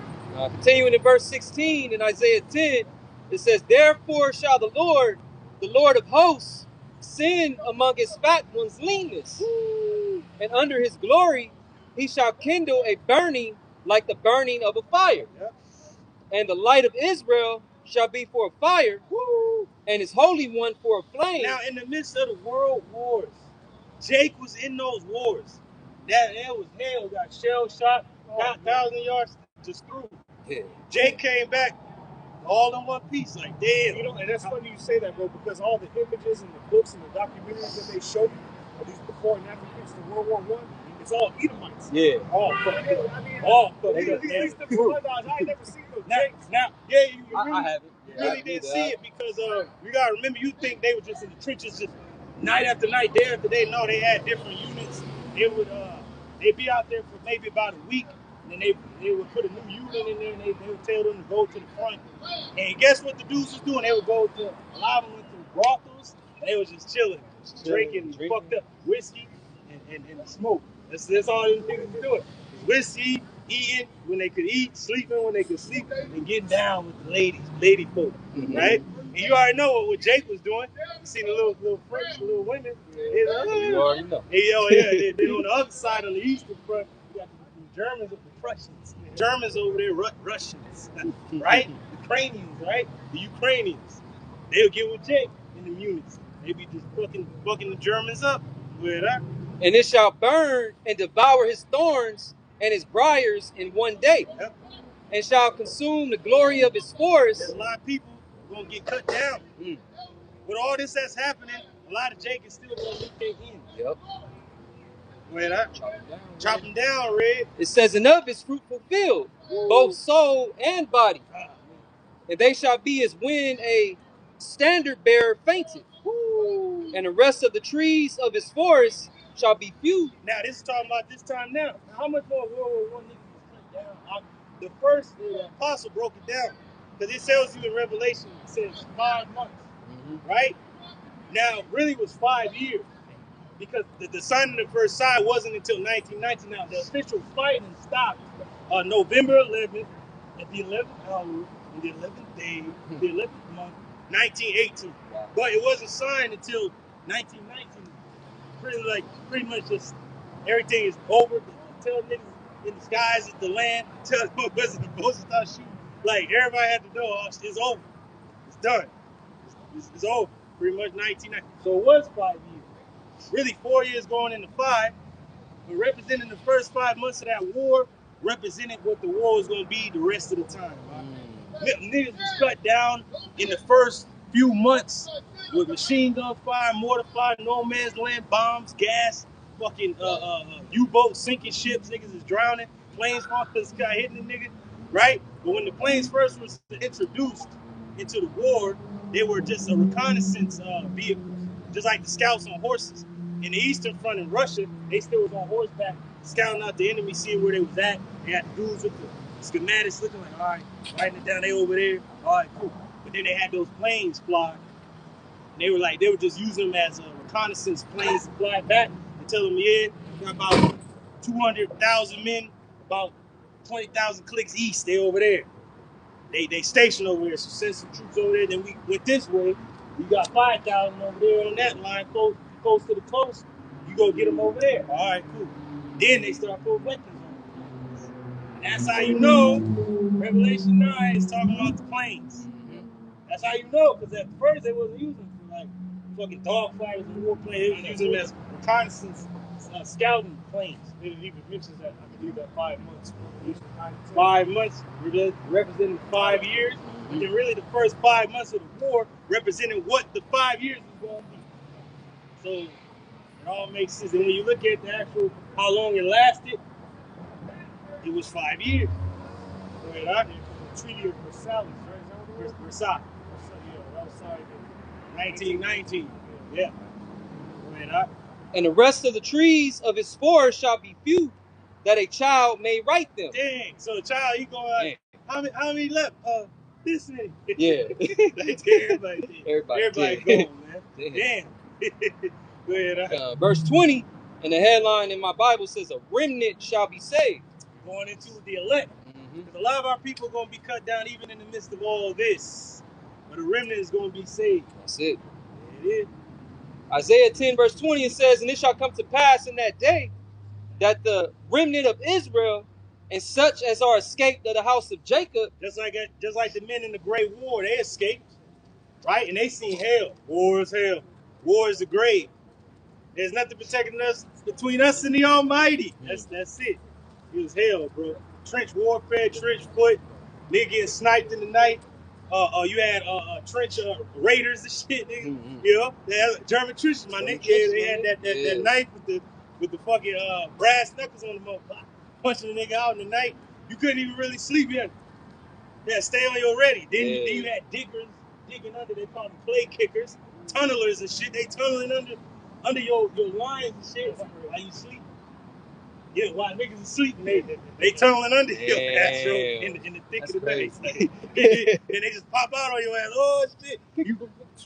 For real. And then you was in close quarters, so you didn't have no bayonet. You couldn't fucking move you needed a shovel or a goddamn knife, stick a motherfucker. Oh shit, he dead. Cause I killed and crushed this motherfucker, but we was already under the ground. I just left the nigga right there and kept digging. Gritty, yeah, bro. God damn. Nigga lost his jaw and shit like your boy Darth Malik and shit. Damn, it was hell, bro. Crazy. Horses getting shot to nothing. Horses jumping over fucking barbed wire. Niggas like, I'm touching 1917, bro. And he's like, you go that way? He's like, hey, get this man he's like, we don't have a flare. Hey, young chap, get this man a flare. He's like, but if you don't need it, mind throwing it back, chap. I'm gonna have to need that, mate. Oh. And then he said, go down to the line. He said, you gotta cross no man's land. He said, you go out there. He said, don't be surprised at the craters. They're deeper than you know. He said, you fall in there, there's no getting you up. So he said, go around the crater. He said, you see the German lines? Put your head down. We ain't gonna be able to go out there and get you until nightfall. That's it. He told you pretty much you on your own. And that's another must watch movie. Yeah, must watch. And he said, you gonna see it opening in the clearing with the barbed wire. He's like the young chap bowing. You'll see him. He's just dead, but he's bowing. So you'll see the young chap bowing. He go right through there. So they just go to show you they was using dead niggas as staging areas and If shit. I'm not mistaken, was that the movie that was shot in one take? Like the camera just following the whole time? 1970, yeah, with no cuts. Okay, that movie is a must watch, bro. That should have put you like right in the Like, whoa, shit, yeah. You feel like everything he's going through, you going through, bro. Yeah. You right with him the whole time. Right there with him, bro. Like the way they filmed it, it's like you right with him. Like, perfect. He goes. Yeah, he moving. He moves. Yeah. Anyway, he's moving. This place too. I'm out of here, man. I'm rolling, man. Yeah, I'm about to say, I'm going to the street, That's bro. weird, man. But 1917 is from the Allied side, and you had a quiet on the Western Front was from the German side. Imagine these dudes seeing the tank for the first time, bro. Yeah. Like, oh shit. Shit. Now, when they first constructed the tank, it's in this book. They had the difference between the female and the male tank. Now, the male tank obviously is gonna be the one with the cannon on the shit. That's, but then the female ones was the machine guns on the sides that you see on the Western Front, where they just rolling over niggas, and then they just throw like a ladder thing across the trenches so it can roll over and won't fall in there. So they roll over, and they got the machine guns on the side, going like that, shooting every nigga on the side. They can't even get in that moment. They just get shot, and nothing get crushed. And goddamn, you imagine seeing that for the first time? bro, and then right after you see that, and your boy just got crushed. Your boy got crushed like a nigga. Do you see? They say you see dudes coming with gas masks and flamethrowers and shit. Burn your ass out. You seen it? Bro, I ain't never seen no shit like that. Then you get out, and then the nigga, you expect the forces to arrive on the train. He's like, God damn it, where the fuck is he at? Oh shit, I don't know where they at. And they like, go scout him out. They go scout him. Every nigga dead. Yeah, because they couldn't put their gas mask on fast enough. The fucking gas killed these niggas on the train. That's hell, bro. Imagine you expect the infantry, like, oh shit, we all fucked up that. Niggas dead because they couldn't put their gas mask on fast enough. Not fast enough, bro. Yeah. Then you in London, bro. You say you just in London, you playing Mario London, yeah? And you used to see a Zeppelin. Oh shit, it's over. Once they see that Zeppelin, niggas is going crazy. Oh, they dropping bombs on niggas. Dropping bombs on London and shit. Go ahead, huh? It says, and such is our escape to the house of Jacob. Now, if you escaped that war, man, you was somebody. But like my man Thomas Shelby said nobody came back. He's like, so he's like, I was a believer. He's like, I believed. He said, but old girl was like, but the war changed. He said, yeah. It changed everything. You really think like right now everybody knows that this place is corrupt because of what's going on. Oh no, we've been fighting for the fucking rats the whole time. Nigga, you've been fighting for them the whole time. But now you know. Yeah. But they knew that in World War I and World War II. What the fuck? Why did I lose all my comrades and shit for? What the fuck was it? What was the reason? Right. German trenches, my nigga. What the fuck was the point? All wars are Bankers' wars. That's it, bro. And who told you that first? The apostles. I ain't hear from a government official. I ain't hear from nobody. I heard from the apostles. And they heard it from the Lord. Hey, that's it, hey, bro. This war ain't your war to fight. I need you to go out there and preach. That's what you do. It says, and such is our escape to the house of Jacob. Woo, so the elect is going to escape. Now, in the midst of Jacob's trouble, societal collapse, Egyptian versus Egyptian, what's going to be waging? World War III. And if the first two world wars was hell, what do you think this one's going to be? Woo. Now, you got to remember, I mentioned the planes when they first introduced them. They were reconnaissance vehicles. What about the drones, huh? Wasn't the drones just a little kid with a race car fucking control that shit? He's driving the shit at first. And he was like, I like that. Now the fucking weapon. Now it's a goddamn two in the sky. Right. Now I'm gonna make it do what it do, baby. Now, there you go. See? Planes wasn't fighter planes at first. Then they became fighter planes as the war progressed. So now we got drones. A little kid flying and shit in the neighborhood. Mom, look, wow. Now it's gonna be a damn weapon. They've been using that in the Ukrainian war since it began. Yeah, y'all seen that movie? I forgot the one with Gerard Butler and Morgan Freeman. Yeah. They show you what the drones could do a little bit. They can target facial recognition. Yeah. Just zoom in on. Yeah. Oh, and then don't forget about Eagle Eye. Huh? That's another one. That's another one. Came out first. Shia LaBeouf. It shows you what they can do. You know? And remember that episode of Futurama? With, remember them dudes was playing basketball and the dude had a cannon in his chest? He's like, Ultra, showing what a man with a cannon in his chest can do. He's like, no, showboating. He's throwing the fucking chair. That's what it is. That's what Esau's doing. He's showboating with his weapon. Mm-hmm. And best believe on that sword of they're making a pact. What was it called? The Abrahamic coalition, a pact or something that they were trying to make between the Zionists, Israel, the Islamic Republic, and all them factions, right? But they showed one of those curved swords from the Arabian. You seen it on Aladdin? Remember the scimitar? Yeah, the scimitar, and it shows you all the weaponry these devils got. And it shows you a satellite and a drone and a syringe on the shit, representing the sword that this nigga got. Damn. So you tell no, a drone is just for like kids, just, you know. No, it's a weapon of war now. Go ahead, Doc. And such as are escaped of the house of Jacob shall no more again stay upon him that smote them. So we no longer gonna trust in this nigga, his government, his lies. We don't believe a damn thing this nigga said unless it's prophecy. We like, yeah. Then we like your boy Leonardo DiCaprio. Yeah, we just looking for that. We looking for what say. So all right, cool. But everything else the nigga say, I don't give a shit. What he talking about? Shit, like I'm gonna do this, I'm gonna do that, I'm gonna bring peace. All right, man. I'm gonna end World War III before it starts. All right. Yeah, okay, yeah, all right, man. Go ahead. It says, but shall stay upon the Lord, Yahweh Ba'Shem Yahushai, the Holy One of Israel, in truth. Woo! In truth. We have to understand the truth of the whole matter. That all wars are vanquished wars, and, well, war's hell. You got women folk thinking they all tough. Oh, man, you seen the World War I movies, man? Hell. War horse and all that shit. And fucking Battle of the Somme, and, you know, it just is hell. You see the Red Baron? This shit is crazy, man. Blimps and shit everywhere. Zeppelin, planes, they flipping through shit. It's just hell. World War II is even more dramatic. When you see Pearl Harbor, just that battle scene alone in that movie, all love story, all that shit.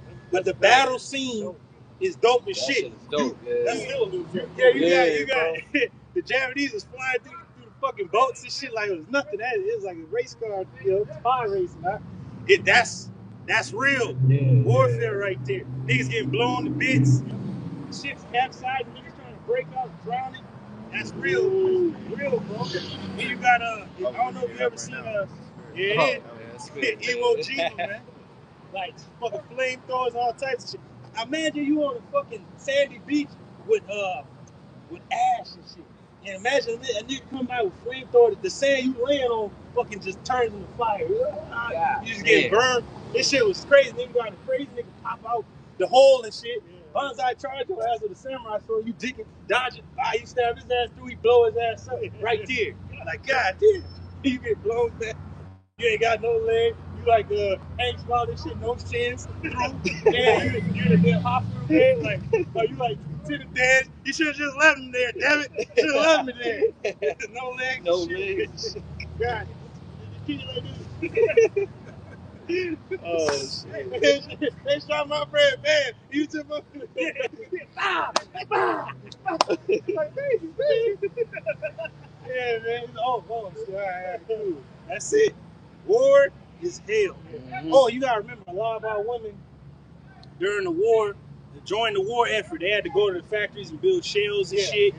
And they became nurses. And a lot of the Judite women, Issacharite women, and Gadite women want to go to Europe to help the war effort, but the fucking United States wouldn't let them go over there. They only let, the Edomite women go over there. Like Red Cross, right? They wouldn't let our women go over there, but that's what Jake, in our neighborhoods, was sending a lot of our money, because Jake was in the rural South. A lot of Issachar was still in Mexico and certain parts west and southwest. And you had Gad on their different reservations.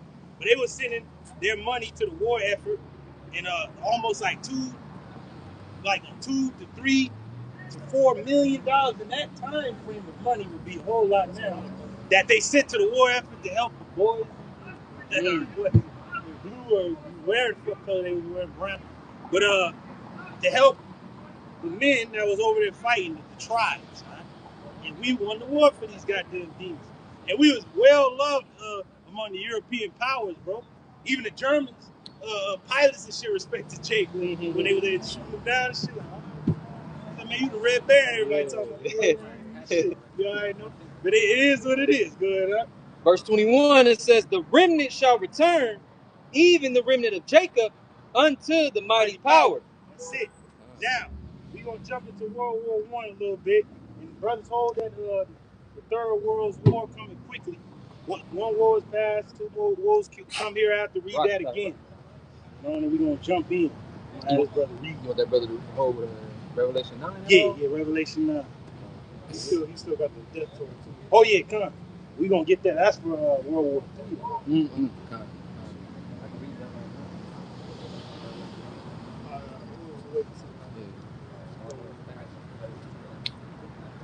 Oh, yeah, go ahead, yeah.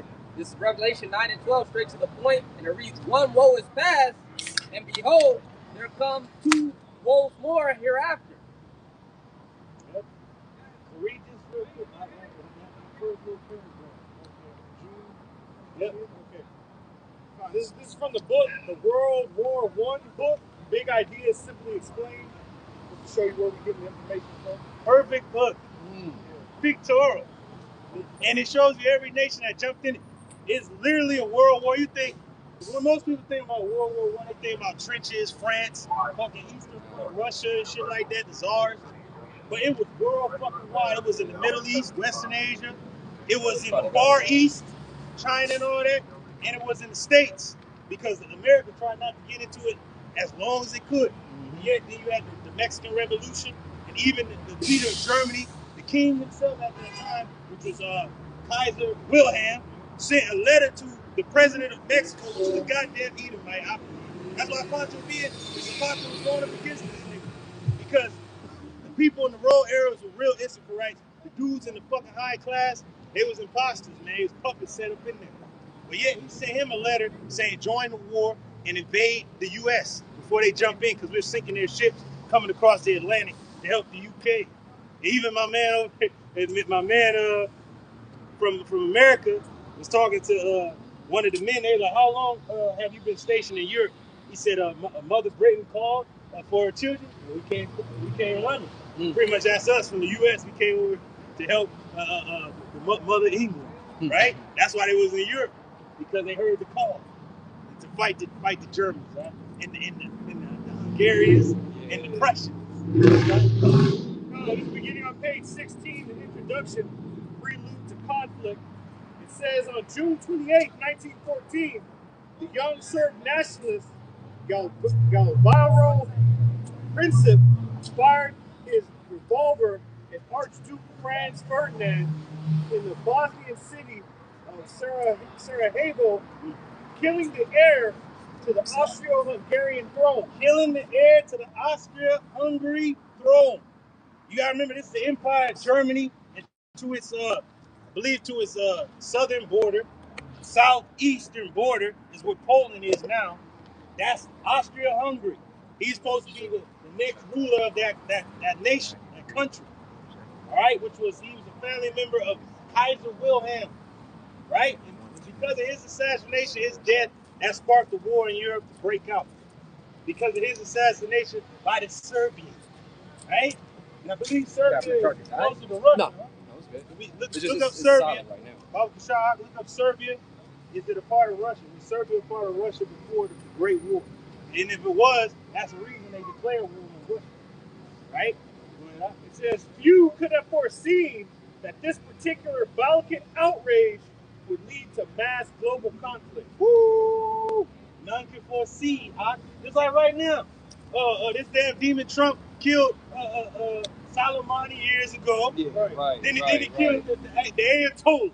But nobody can see that. How the fuck could you not see war will come? Because of this. If this happened then, and this is a family member of the king of Germany, he started a great war. Because of it, how much more what this man Trump did to the Ayatollah? Right. I tried to toll him. Try to toll him. For those that still have For those that still have doubt, they even raised the red flag of war. So what the fuck do you think that means? Yeah. All out war. For glory's sake. For vengeance sake. War. Go ahead, I'll bring that information. It says, no, Serbia was not a part of the USSR before World War I, the Great War. Serbia was an independent sovereign nation known as the Kingdom of Serbia. During the time the USSR did not exist, Russia was ruled by Tsar as the Russian Empire, which was actually an ally and protector of Serbia rather than its ruler. See. Now, read it again. Huh? So, like, we looking for the information to link everything up with the script. Because you got clowns out there that don't break down Revelation 9 right. Our apostles broke it down perfectly because history states in this book here. So it's a perfect book. Because I could have just got just a book with just words in it. But this got quotes, it got everything they saying, what nation it is, who it is, all linked up. And then it shows you what was going on before the Great War broke out, the hostilities that was already in the air. So they was already getting ready for this. Lo and behold, it was in Revelation already. But the Lord had to get it going in our time. And this is going to explain how it got started. They assassinated the Archduke. And they literally said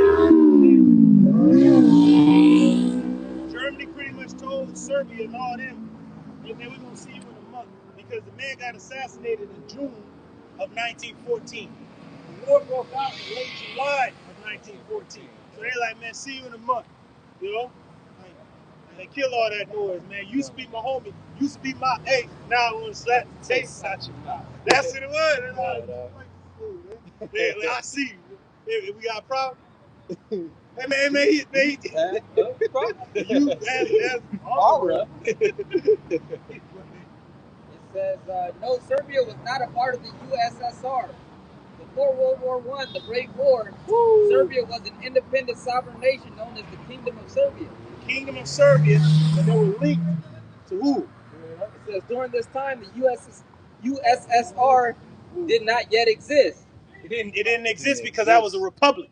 It was an empire. It was still under monarch. It was under Nicholas Tsar II. And his son had a sickness. He's supposed to be the heir to the throne. You already know what happened. By 1917, Russia pulled out of the war and made a peace treaty with Germany and the Central Powers because the revolution was going on. You already know, animal farm type shit. And it was over after that. It was no longer an empire. It was a republic. This is United Socialist Soviet Republic. That's what it is. USSR. Russia was ruled by the Tsar as the Russian Empire. Russian Empire. It was an empire. Germany had an empire. Austria-Hungary had an empire. France had an empire that was still stretched from the time of Napoleon after he lost those wars. At the Battle of Waterloo, he lost to the Russians. So that land that France still had, they held it since that time. Right? Then you had Belgium. Then you had the UK. That was it. And that's how it was for a long time in the 1800s. Across the seas, you already know what happened. Civil War to unite all the states. There's only just the eastern states, the southern states with the war to unite. The North had to fight the South to unite east to west. So by the time of the Great War, the United States was a whole country. See? So the law is already setting everything up really in the 1800s, leading on down to the Great War. It says the Russian Empire was actually an ally and protector of Serbia rather than its ruler. So they had to jump in. I was like, man, hold on, this your nigga, man. And they had to jump in. So once they declared war on Serbia, they declared war on Russia too. Is this your man? Oh, this shit. We rock the same smart tech. You getting messed up with. It goes to show you that, hey, you know the Tsar was so on point, man. This dude really didn't think it was gonna be a long conflict, bro. He literally seen his troopers in there with just like regular hats and shit. They ain't going there with helmets and shit. There's some hats and shit. Like, let's just hit these fools real quick. We going home. But it turned into a greater war than that. Kind of like what Trump thought. Yeah. But Iran. Yeah. He's like, I was gonna go up in there like, nah, homie. This is a different war. He's like, man, he hit the corner one more time, I'm gonna blast his ass. Yeah, beautiful. So Serbia, the Serbian fucking nationalists killed the Archduke Ferdinand, sparking the war. Germany declares war on Serbia, which was its own independent nation, but it was backed by Russia. The Russian Empire, so Russia jumped in. Yeah, we declare war on you fools too. Hence, the Eastern Front was established. War was gonna break out about a month later, but it was the build-up. They gonna get them Zeppelins going, man. Gonna get all that shit, man. We got to roll out on these fools. Then they had to put the helmets with the spikes in the hair. We ready for these fools, man. And the first major battle was the Battle of Tannenberg. All right, that's the first major victory of the Germans in the war. Now, let's go to Revelation 9. We gonna get the man himself. Mentioned in the scriptures. Mentioned in the scriptures, bro. by prophecy. Man, Coswell, man. He in there, man. Just like the Assyrian kings was chosen, right? Oh, can you get that real quick? The heart of the king? Yeah, kind of. Real quick. This man was moved by the Spirit. Yep. Of the Almighty. Got it right there. This is Proverbs 21:1. Actually, jump down to 11 and then jump back up. Hey, the headline reads, Tuvok, the Lord controls wise and foolish people. Woo! That's it. The Lord controls all. Captain Cesaria, Captain Crunch, man. Yeah, bro. Yeah, man, cereal cuts the roof of your mouth. Man, it's lies. It's all lies. Go ahead, huh? Captain Crunch, we gonna break it down to you. That our power controls everything. That's it, and the bro. apostles have the perfect breakdown. Man, it's on point, bro. The more you go into it, it's just layer upon layer. There's more things, bro. Go ahead, huh? Beautiful. Proverbs 21:1. We under the right teaching. That's it, bro. That's it. It said the king's heart is in the hand of the Lord Yahweh Ba'ashem Yahushai. The Lord moved on the leaders of Europe at the time, especially on the leader of Germany, the king at the time. Germany still had a king. It had no prime minister or a chancellor. It had a king. Kaiser Wilhelm was the king of Germany at this time. The Lord moved on this man to do what he did. Now, even before there was hostilities, but then after the death of the Archduke, he's like, oh, man, all right, man. It's on now. Go ahead, all right? It says the king's heart is in the hand of the Lord Yahweh Ba'ashem Yahushai. And guess what? The first general to get honors in the Great War was a man known as Hindenburg. Does that spark anybody's mind? The Hindenburg. You don't even know what that is? Does any brother know what the Hindenburg is?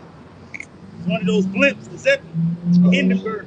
Remember that shit crashed in like the 30s or something like that. So they kind of discontinued it. But they did use it in World War I before planes. But then they introduced planes after that. Hindenburg. Remember this man's name because he was Zeppelin. He'll use that for the war, man. Go ahead, huh? It says, as the rivers of water.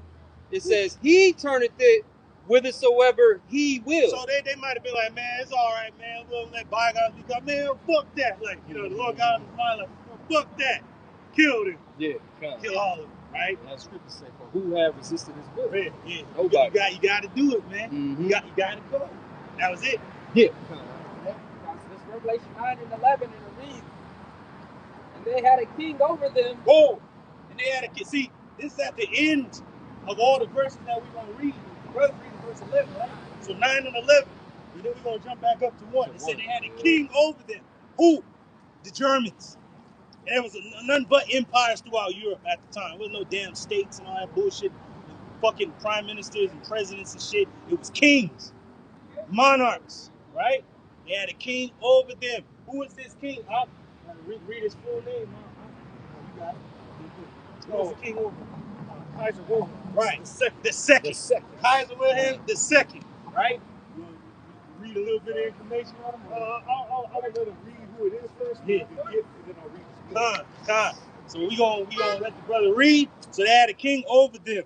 Right? Go ahead up. Which is the angel of the bottomless pit. Now, angel is what? Anything is like dude floating down? No. An angel could be an angelic one. Right? Or it could be a messenger. But really, that's what angel means. Messenger. We're angels. The prophets were angels. Our forefathers, angels. Right? Malach is just a messenger. Don't forget, the Lord sent evil angels among the Egyptians. So that the angels could be evil too. It bring bad times, right? So the angel of death was Yahushua in Egypt to kill the firstborn. So this man here is an angel, right? He was a messenger to let the world know, oh, y'all fucked up, man. Fucked up, man. So he was the one to usher in the first woe, right? Wasn't the angel sounding. That's him, the messenger, right? Go ahead, huh? Message. It says whose name in the Hebrew tongue is Abaddon. Abaddon. Now you go into the Hebrew, Abad, not Ibad. Ibad means servant. Abad means destruction or destroy. Abaddon makes it plural, which is destroyer. So he's a destroyer. Now, who is he going to bring to Europe and the world at large? Destruction. War. Go ahead. I've never seen such things. Hey, what did my man, What your boy, Stack say? I seen men die in ways I never thought imagined or something like that. Yeah, couldn't even imagine. Damn. He's talking about that war. He's talking about World War I. German trenches, my nigga. You know? go run tell that. You know, and it says, but in the Greek tongue hath its name Apollyon. Apollyon. As in the Greek tongue, going the same thing, destroyer. So he was a destroyer, all right? Or he was sent to destroy. Like my man Maul said, remember Ahsoka was like, what do you want with Anakin Skywalker? He is the key to everything. He said he opened the key to the bottomless pit. Woo! He is the key to everything. And she said, what do you want with Anakin Skywalker? He is to bring a balance. Balance to the Force? No, to destroy. He's been well groomed for his task, right? To destroy. That's it. I was not privy to my master's plan, but now, brilliant. Now I see it. It is what it is. He's a happy Celtic. He's in the damn screens. That's what it was.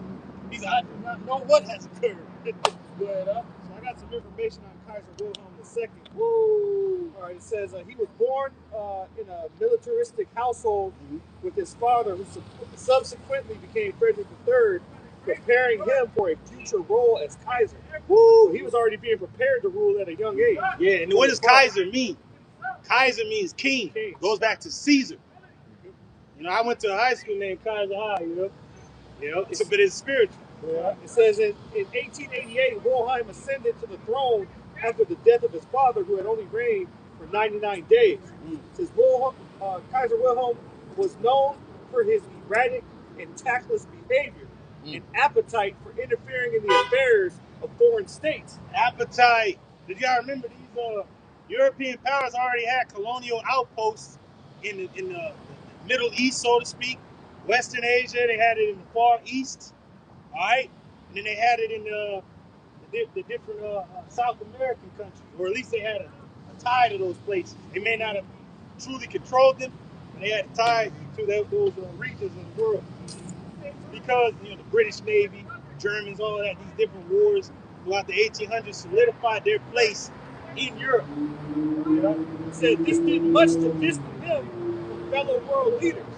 After dismissing Otto von Bismarck as chancellor, he set Germany on a more forcefully imperialistic path. Imperialistic.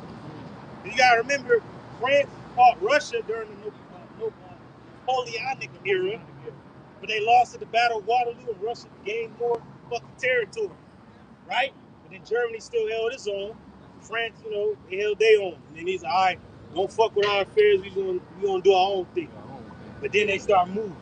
Right? He was that angel, that messenger, to give him a message. Yeah. Hey, man, I'm here to give y'all a message that we ain't fucking around. You hear me? It says, Wilhelm personally backed Austria-Hungary in its conflict with Serbia in 1914. That's it, they backed him. All right, man, we with you. What you need is for, we with you.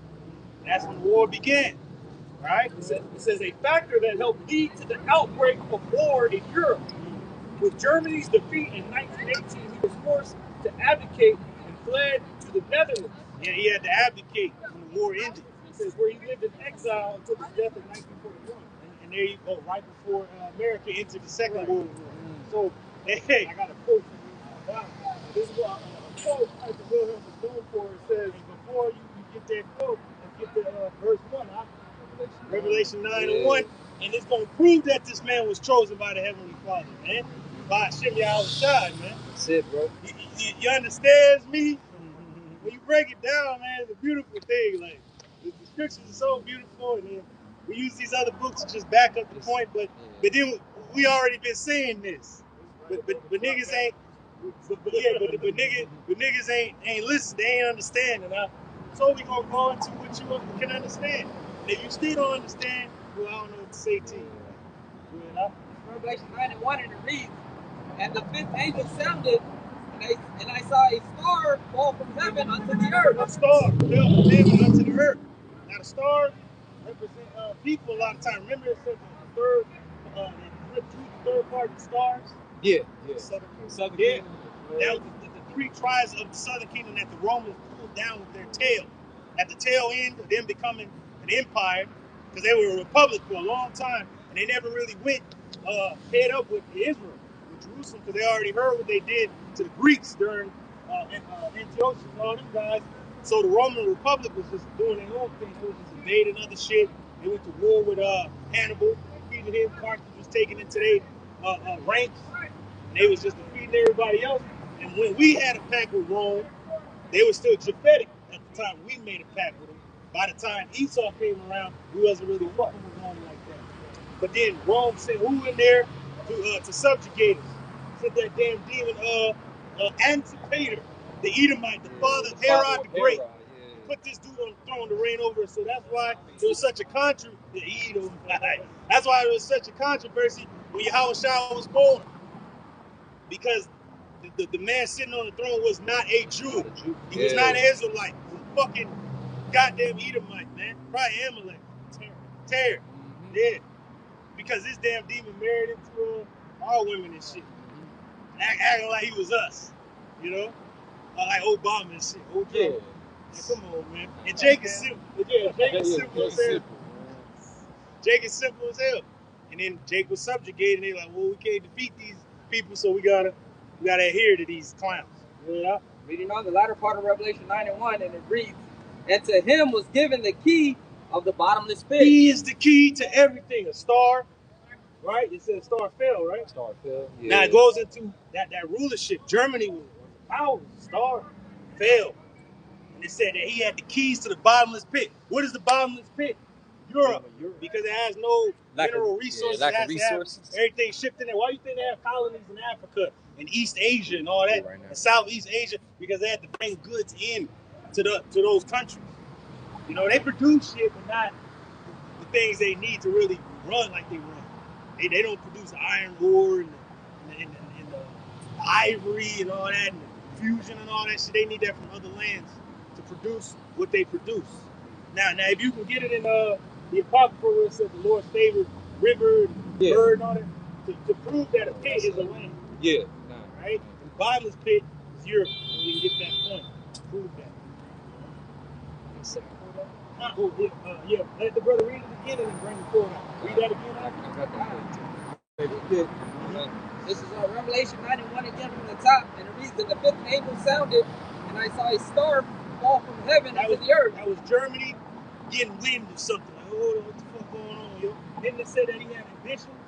Since he was young, he already had the ambition. He was raised by his mother. And all the other powers was like, oh, man, fuck this dude, man. He on one. That's that star falling. Because when you see a star fall, that's like a marvelous thing. Whoa, right. Woo, the world is watching. The world was watching at that time. Failed. All right. And then what really sparked it was the assassination. That was like the last straw. Last straw. Right there, yeah.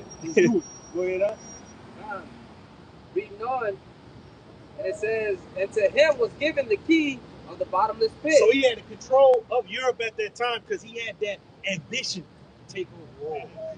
That influence, all right, fuck, he had the key to open it up. Like he was like, we're gonna open up on these people. Yeah. He opened up on them. All right, that's how Jake told me he had that key. He opened it up on your ass. Let's go. Yeah. Now the bottomless pit is Europe, and the brother gonna prove pits or lands, and then the brother gonna read the quote from the angel that the Lord sent into the bottomless pit to open them up to war. This is 2nd Ezra chapter 5, verse 24, straight to the point. It says, and of all lands of the whole world, thou hast chosen thee one pit. So all the lands of the world, the Lord has chosen unto him one land that he loved, Israel. And that was a fertile crescent from the river of Egypt, which is the Nile, to the great river Euphrates. That's what he promised unto Abraham, our forefather, at the time he was Abram. That's it. The Hebrew, right? That was chosen by the Almighty to inherit this land, the best land, I might add, to give unto him and his posterity after, which is us. Yeah, that's his it, seed, bro. right? And that's it. That proves that the land, or a pit, is a land. God. Even calls Israel a pit, like, oh, pit, man. But it's the greatest land, flowing with milk and honey. So the bottomless pit is Europe. Has no natural resources that can actually make Europe what it is today. It doesn't have those resources to actually be that advanced. It needs it from other places. Hence colonization, conquest. That's it. And we're going to read the quote from the angel, the messenger that the Lord sent to speak unto all the world. First with Europe. Like, man, I'm going to tell y'all a thing or two. This was going to go down.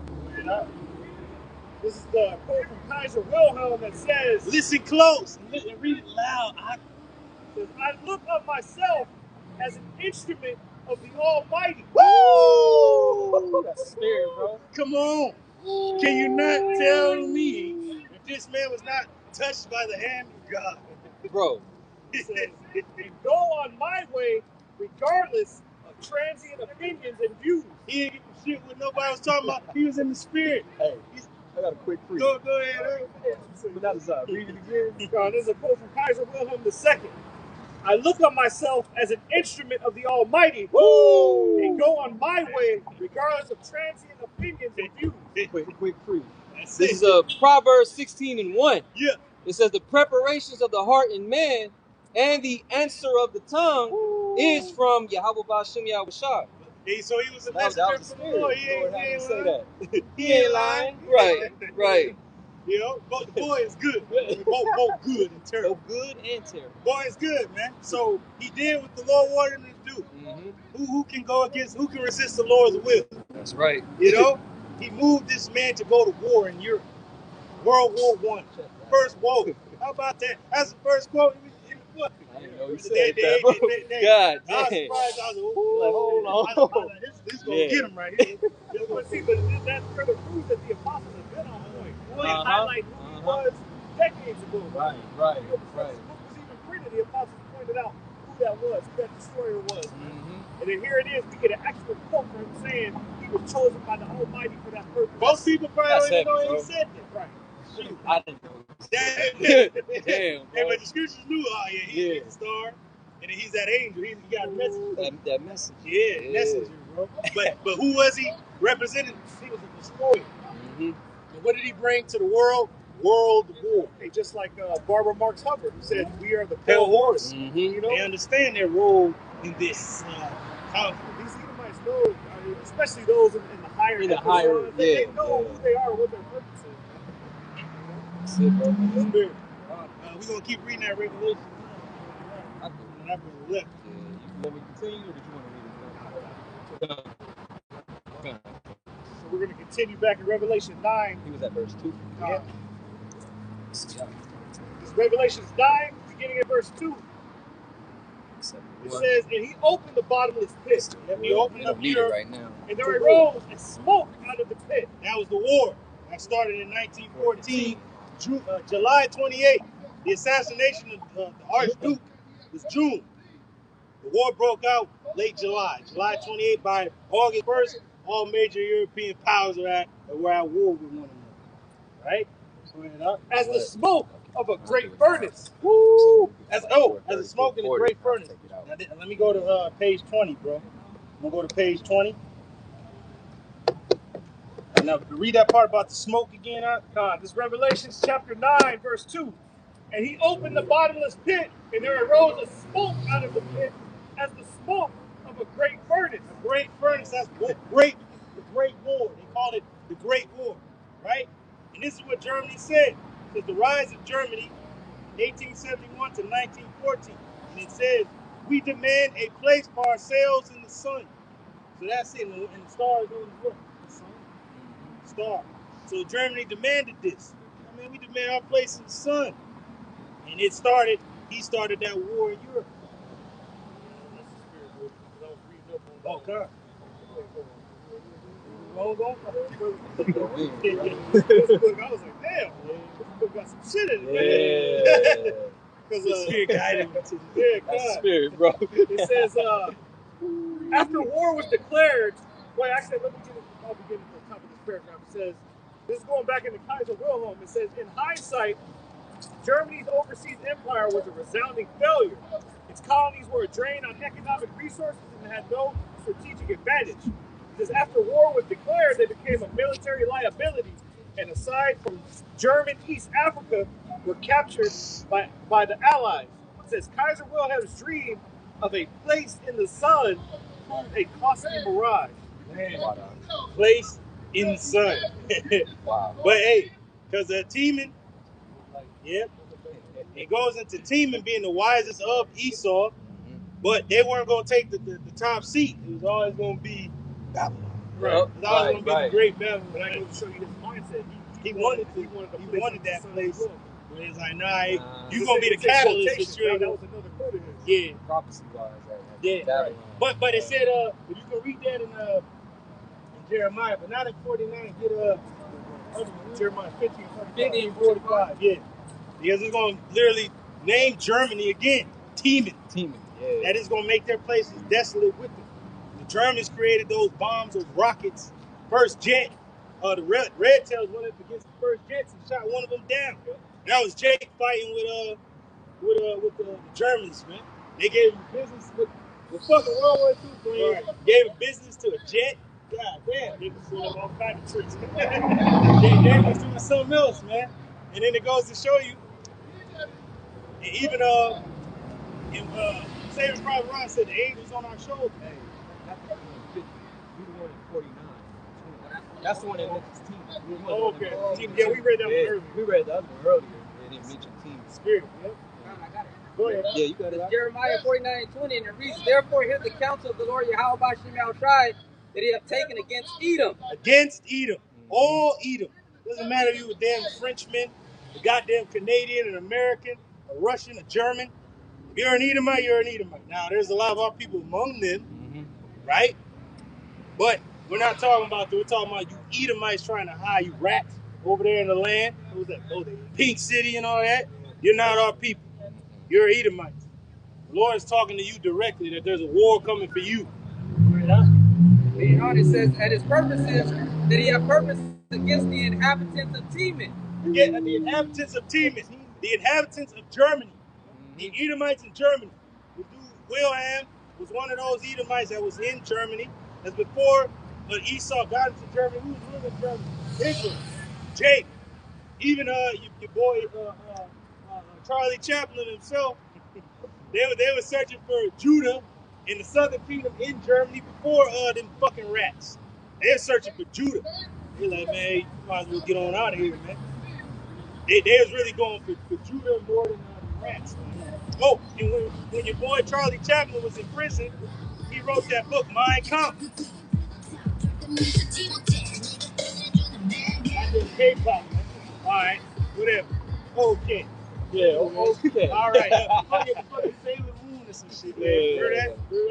Yeah, I remember that shit. Sailor Moon. Sailor Moon. That's K-pop. Yeah, K-pop. I've heard the term, I've never Korean fucking pop. Yeah, Korean pop shit.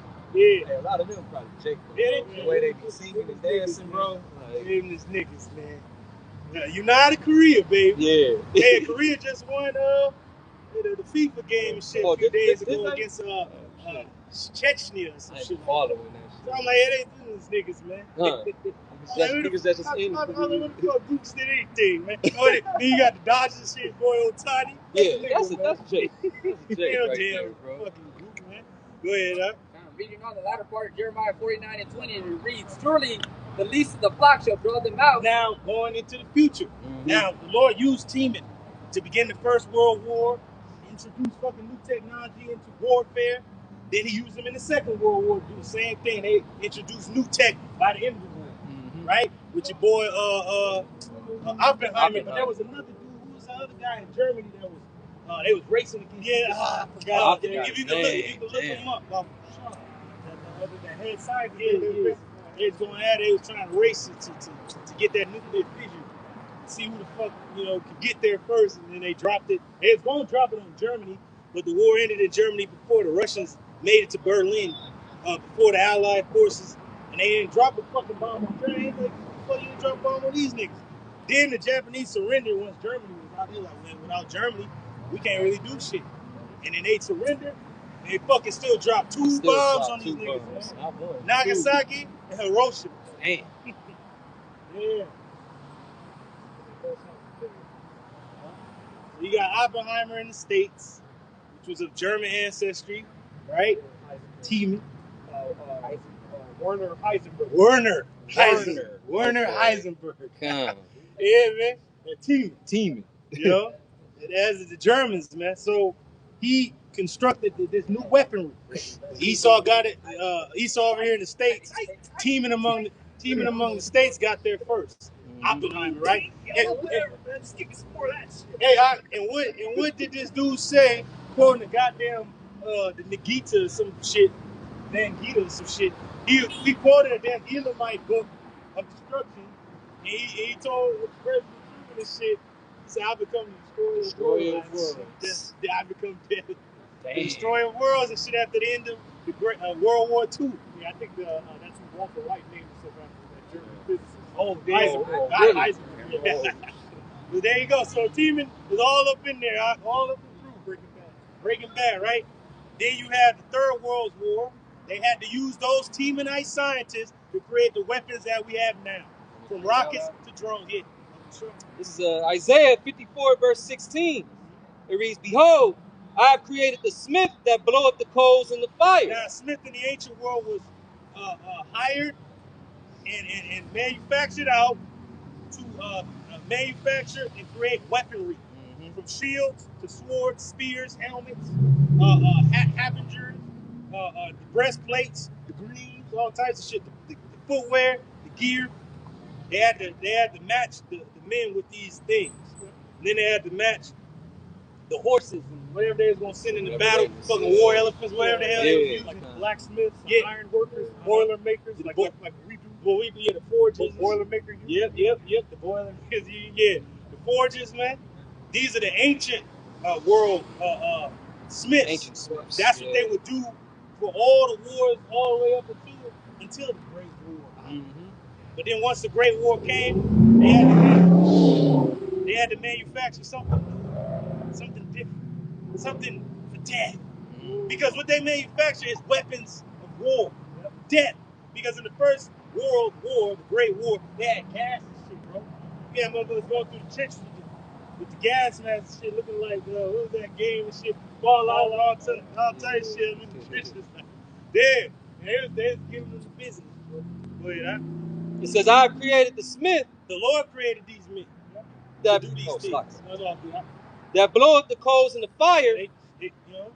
When the war broke out, men was just getting shipped out there, and they had to put the women and like the elderly men and the men from the coal mines and all that shit, and the men that dug the tunnels in Europe and all those places, they had to use them to manufacture these shells, bombs, guns, all of that, mortar fire. And then they sent those the men that dug the tunnels over there in Europe for the sewer systems. They sent them over there to the Great War to dig those tunnels. They called them clay kickers.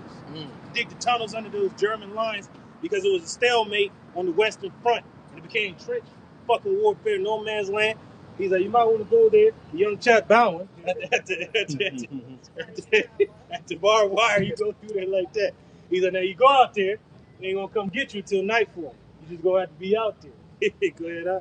And that bringeth forth an instrument for his work. Woo! And they brought forth instruments for the Lord's work during World War I. Plane, all right, Zeppelin, tanks, mortar fire, machine guns, all right, all types of gas, okay, the tunnelers and shit like that, revolvers, all type of shit, bro. That this war introduced a lot of those things. World War II just advanced all those things to a higher level, and then World War III is at the highest level. Now, World War I, they introduced the Zeppelins at first as reconnaissance for reconnaissance missions and balloons and shit like that. And then they have a fucking spy balloon in 2021, 2022. They said China. Yeah, I remember that. Yeah, the spy balloon. And shoot it down. Yeah, so it's a spy balloon. But yet, guess what they use the Zeppelins for eventually? To start bombing shit. Blowing niggas up and shit like that. And dropping down aid and stuff like that for their soldiers. So now they got drones in modern warfare. I call it modern warfare. They got drones now. First they were just for looking at the freeways and shit, and looking at goddamn ball games and shit, and take me out to the ball game, all type of shit. Now they're using them for fucking weapons over there in Ukraine. So this one, then they got the view in the sky. It's gonna do what it do. And send a laser down on your ass. That's right, bro. And then the Russians say they got lasers on their jets. They just need pilots to man them. That's what they got. Then the U.S. got a space force. What's that about? What's that about? Yeah. Who they preparing to fight? Nah, see? so everything advanced again to another level. They say those space jets have futuristic weapons on them, but they can't talk about. Oh, that's what they said. Yeah, okay. Who you think gave you that tech? How about Sherman gave you that tech, man? That's cute. Go ahead, It says, finishing it off, and I have created the waster to destroy. Ooh, the waster to destroy. Now, World War I, who was that waster? William was the waster to destroy during that First World War. The waster now is ultimately those missiles. Right? That's what the Lord is going to use to waste this place now. The weapons of his indignation. Ooh, that's it. The Lord going to open up his armory. Further showing that the Lord is in control of all this, man. That's it. Right? Oh, no, that's just man doing. Man, shut up. Shut up. Man, ain't nobody doing their own thing, bro. That's not right, even bro. punk ass Alizé. The devil got in his mind, like, go ahead and do that. Yeah. I ain't gonna say nothing. I love it. That shit came out on this weak ass nigga, man. Hey, Alizé, you ain't doing your own thing, but you a demon still. Go ahead, huh? That was it on that. Oh, that was it? Got another pre though. Just backing up what y'all say. Ain't nobody doing their own thing. Yeah. This is Proverbs 20, verse 24. It reads, man's goings are of the Lord. Yahweh Ba'Shem Yahweh Shai. Yep. How can a man then understand his own way? How you gonna understand what the fuck is going on, man? If you don't know the Lord controls all. Even my man Kyle Williams said he was an instrument of the Almighty to do what he did. Isn't that wonderful? Do we not say the same thing, that we are instruments for the Almighty, His Son, to do what we do? Mm-hmm. You people ain't got a damn thing to say about it, because you walking down Sherman Oaks because the Lord told you to walk down Sherman Oaks and hear this word and get condemned. Or if you are a true brother online or walking by, you sincere, the Lord commanded you to hear this, or tune in, or stay right here, or come by to hear the words of your salvation. That's it, bro. Like he petitioned the lion spirit to jump off the Zodiac. They say that he's not in control of everything. Mm-hmm. Oh, man. And the Lord's like, yeah, go let them think I'm not in control. All right. But I am in control. With a little bit. Hey, He had a non-believer profound. yeah. And Sonetta out of all people. You don't believe in the scriptures, bro. All Jake has zeal. Not for the knowledge. Yeah. You do this, you're a captain, but you're 100% wrong. Yeah. He had to bring that revolver out on his ass and shoot the nigga in the head.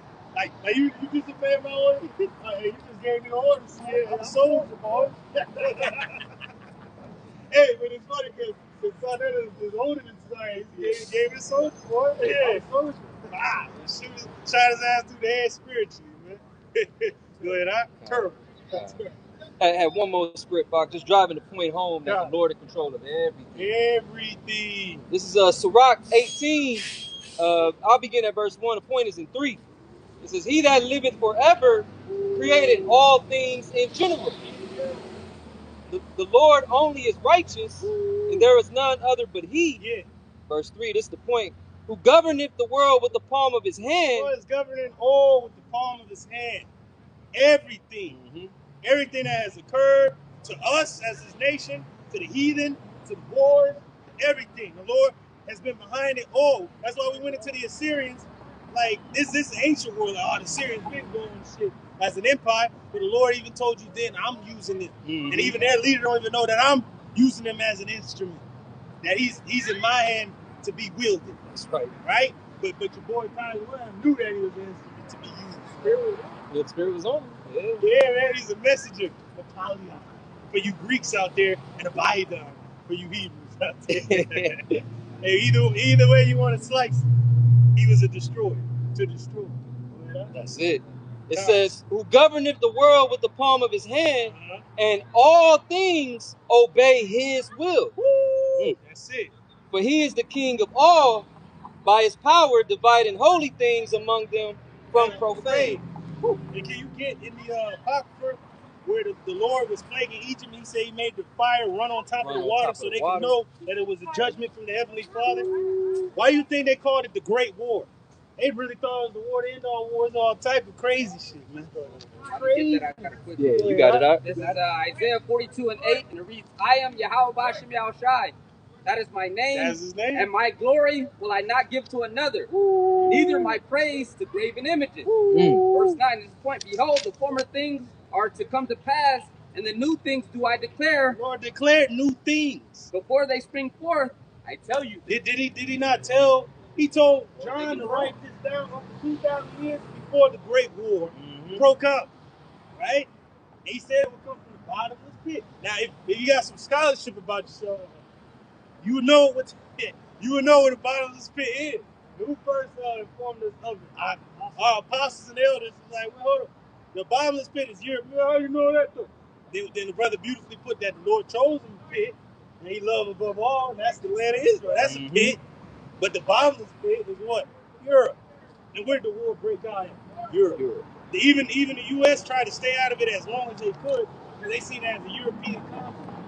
But it was a world conflict over at the time. Yeah. You looking for it? You got No, it. I found it. I'm seeing which one. We're going to go back to that Revelation 9. Is it this one? Yeah. Started 12. Started 12? Okay, that's what I was thinking. This is, what's Hey, real quick, you read that right there. Firepower first one. No. Read this and then read that. From June to July. The difference. This is on page 48 of the World War I book. Now we got the same calendar as 1914. That's it. This year, 2026, right? Going into it, look at the beginning of the year for Babylon, shit started with a smoke. Then the new year really was, we held the Pesach on April the 1st. A fool have said in his heart that there is no power, right? So everything's been escalating since then. They killed the Ayatollah. All that madness broke out down there in Mexico. All type of shit been going on. Peace talks useless. No ceasefire. They attacked Iran. The strait was closed. Shit been going up. And we still in the midst of this year. We only in it's June. Ain't no microchips. It's June. Yeah, they are microchips. Hey, national microchips. It's national microchips. That just shows you the Lord has a sense. Thank you, Nate. Hey, remember on the mask? He's like, Sonny Jim, I don't think I'm gonna be coming home this Christmas. And he died and shit. They gave him the reward. He's like, you love me. You really love me. That's Nate. They was in the class. And the Lord's like, all right, we gonna give you that Oscar, nigga, for that. And we gonna make the same money you said there ain't no chip. We gonna make a national microchip fund for you, my nigga. Thank you. Go ahead. It's on page 48. It says Archduke Franz Ferdinand. Okay, this is under June 28th, 1914. Now this is when I believe he died or got assassinated. Now earlier in the day, I think they had like a car bomb for this dude. And he escaped, but he was still here. The mobbing, right? He was still there, and the motherfucker seen him again. And he's like, I ain't gonna miss twice. Got his ass. And once he did that, it was over. But the Lord, that's how you know the Lord set it up. I didn't even know that, bro. When dude went back, he broke it down. He said they tried to get this dude earlier in the day, missed that assassination. Dude got him again. He said I ain't gonna miss the second time. Boom, got him. First World War declared right there. From this point on, war was gonna break out. Go ahead up. So June 28th, 1914, Archduke Franz Ferdinand of Austria-Hungary is assassinated in Sarajevo, Bosnia, by a member of an extreme Serbian nationalist group. Serbian nationalists. Woo! I best believe you already know what's behind that. It's small hats. Aha! Because every time they said nationalists, that's how you know. If Serbia was already just a sovereign, they was doing their own thing. Like Ukraine, they weren't part of Russia, but they was doing their own thing. Russia's like, hey, man, what you gotta do, man? We good. Fucking nationalist is a nigga that got new ideas. A whole lot of black faces, right? A nigga that got ideas. And then the same thing happened in Russia. Now, Russia was an empire. It was ruled by a monarch. And who got in there to start a revolution? The Bolsheviks. And those was rats. Small hats. Again. And they took down that empire and made it a fucking democratic fucking communist republic and shit like that. There you go. It's the same story playing out every time. And then at the end of the war, even the king of Germany, your boy, he had to step down from being the ruler of Germany. He is exiled. Where did he go? He went to the Netherlands, yeah. Because that was when you look at the war, neutral nations, where they wasn't like at war, but they were kind of like aiding. Right. Like Mexico was kind of like a neutral nation. They could help and jump in, but they was kind of doing their own thing. Same with the U.S. until 1917. It was like a neutral nation, and it was all gray areas, but like red and blue. Yeah, like, basically that'd be like a modern day place with no extradition. Yeah. You could escape and be free. Yeah, so the Netherlands was that place. Because a lot of those ports going into Germany was from the Netherlands, Norway, the Baltics, all that. That was his Mexico. Mm-hmm. Yeah, that was his Mexico. Yeah. So 1 month later, in July 28, 1914, Austria-Hungary refuses the offer of international mediation. Fuck all that. They're like, man, fuck that. Peace, no peace. But what do you want us to do? Die. And there you go, Kaiser Wilhelm, man. He was destroyed. He said, I don't give a fuck what nobody say. I'm gonna do what I do. And that's just it. Go ahead, huh? After declaring war on Serbia, it prepares a punitive expedition to attack the Serbian capital of Belgrade. Belgrade. Well, yeah, because it goes back into Stalingrad and Leningrad. Okay.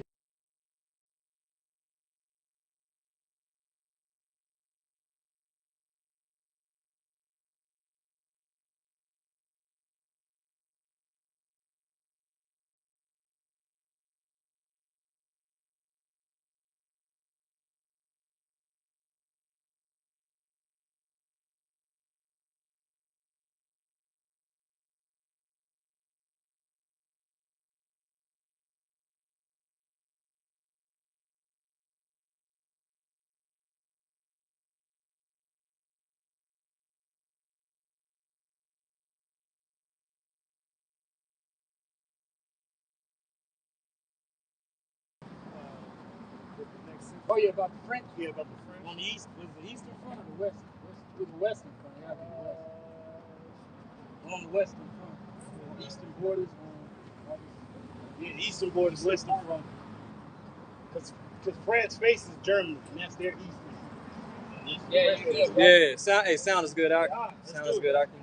So continuing on, it says along France's eastern border, which is the western front, where they started digging trenches, because the mortar fire and machine gun fire was taking out men.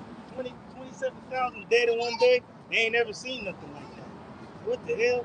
They just throwing bodies over the hill. Damn. You might want to go down to the young chap bound, go fast there shit. When he said that, I was kind of low-key laughing. The dude was dead, like, look, we all fucking eyes wide. Yeah, that's it. And he said, if you ain't gonna use it, you might want to throw that back. You don't need that, mate. Yeah. I couldn't resist, mate. You might want to throw that back. Go ahead, huh? It says along France's eastern border on August 22nd, 1914, 27,000 French soldiers were killed. The highest fatality figure for a single day's fighting in the entire war. A single day, because they started wising up. Oh, shit.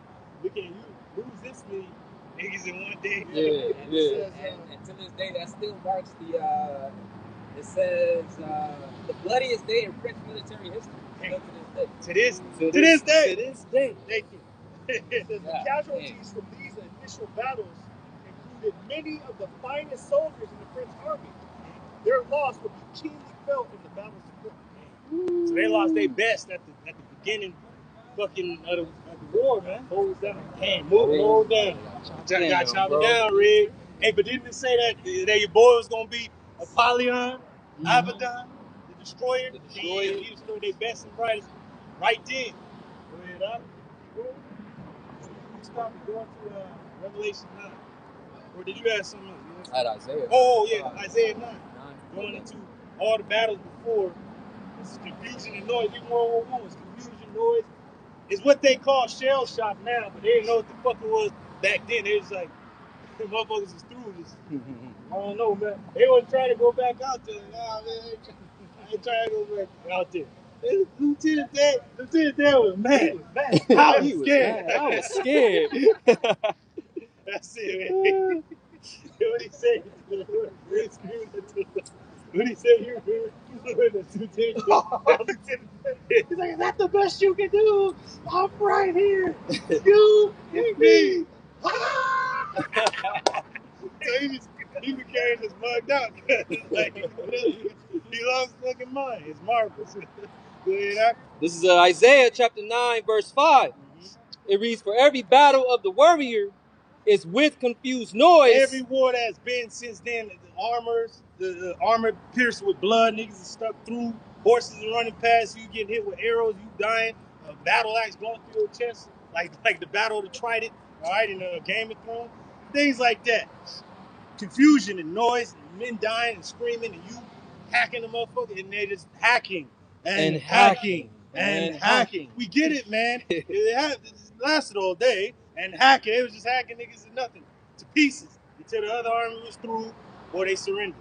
This new wars, niggas is getting cut down by the thousands in one day. Like, goddamn, water fire blowing niggas and nothing. So they had to dig trenches, niggas dying a trench foot, people through. Niggas in the night is coming in there, fucking cutting you down, chopping you up. Or you try to peek your head over the fucking thing, the reflection of the moon, how a bullet go through your shit. Yep. Like, damn. Then you hear rattling, shake, rattle, and roll, the rattling of a plane fucking flying over. What the fuck is that? They dropping shit, the Zeppelin. You see that? Oh, shit. When they seen the Zeppelin, it was over, bro. Damn. Go ahead, huh? It says, for every battle of the warrior is with confused noise and garments rolled in blood. World War I was no different. When they first conventionally started the war, it was like any other battle. Horses, infantrymen, cavalry.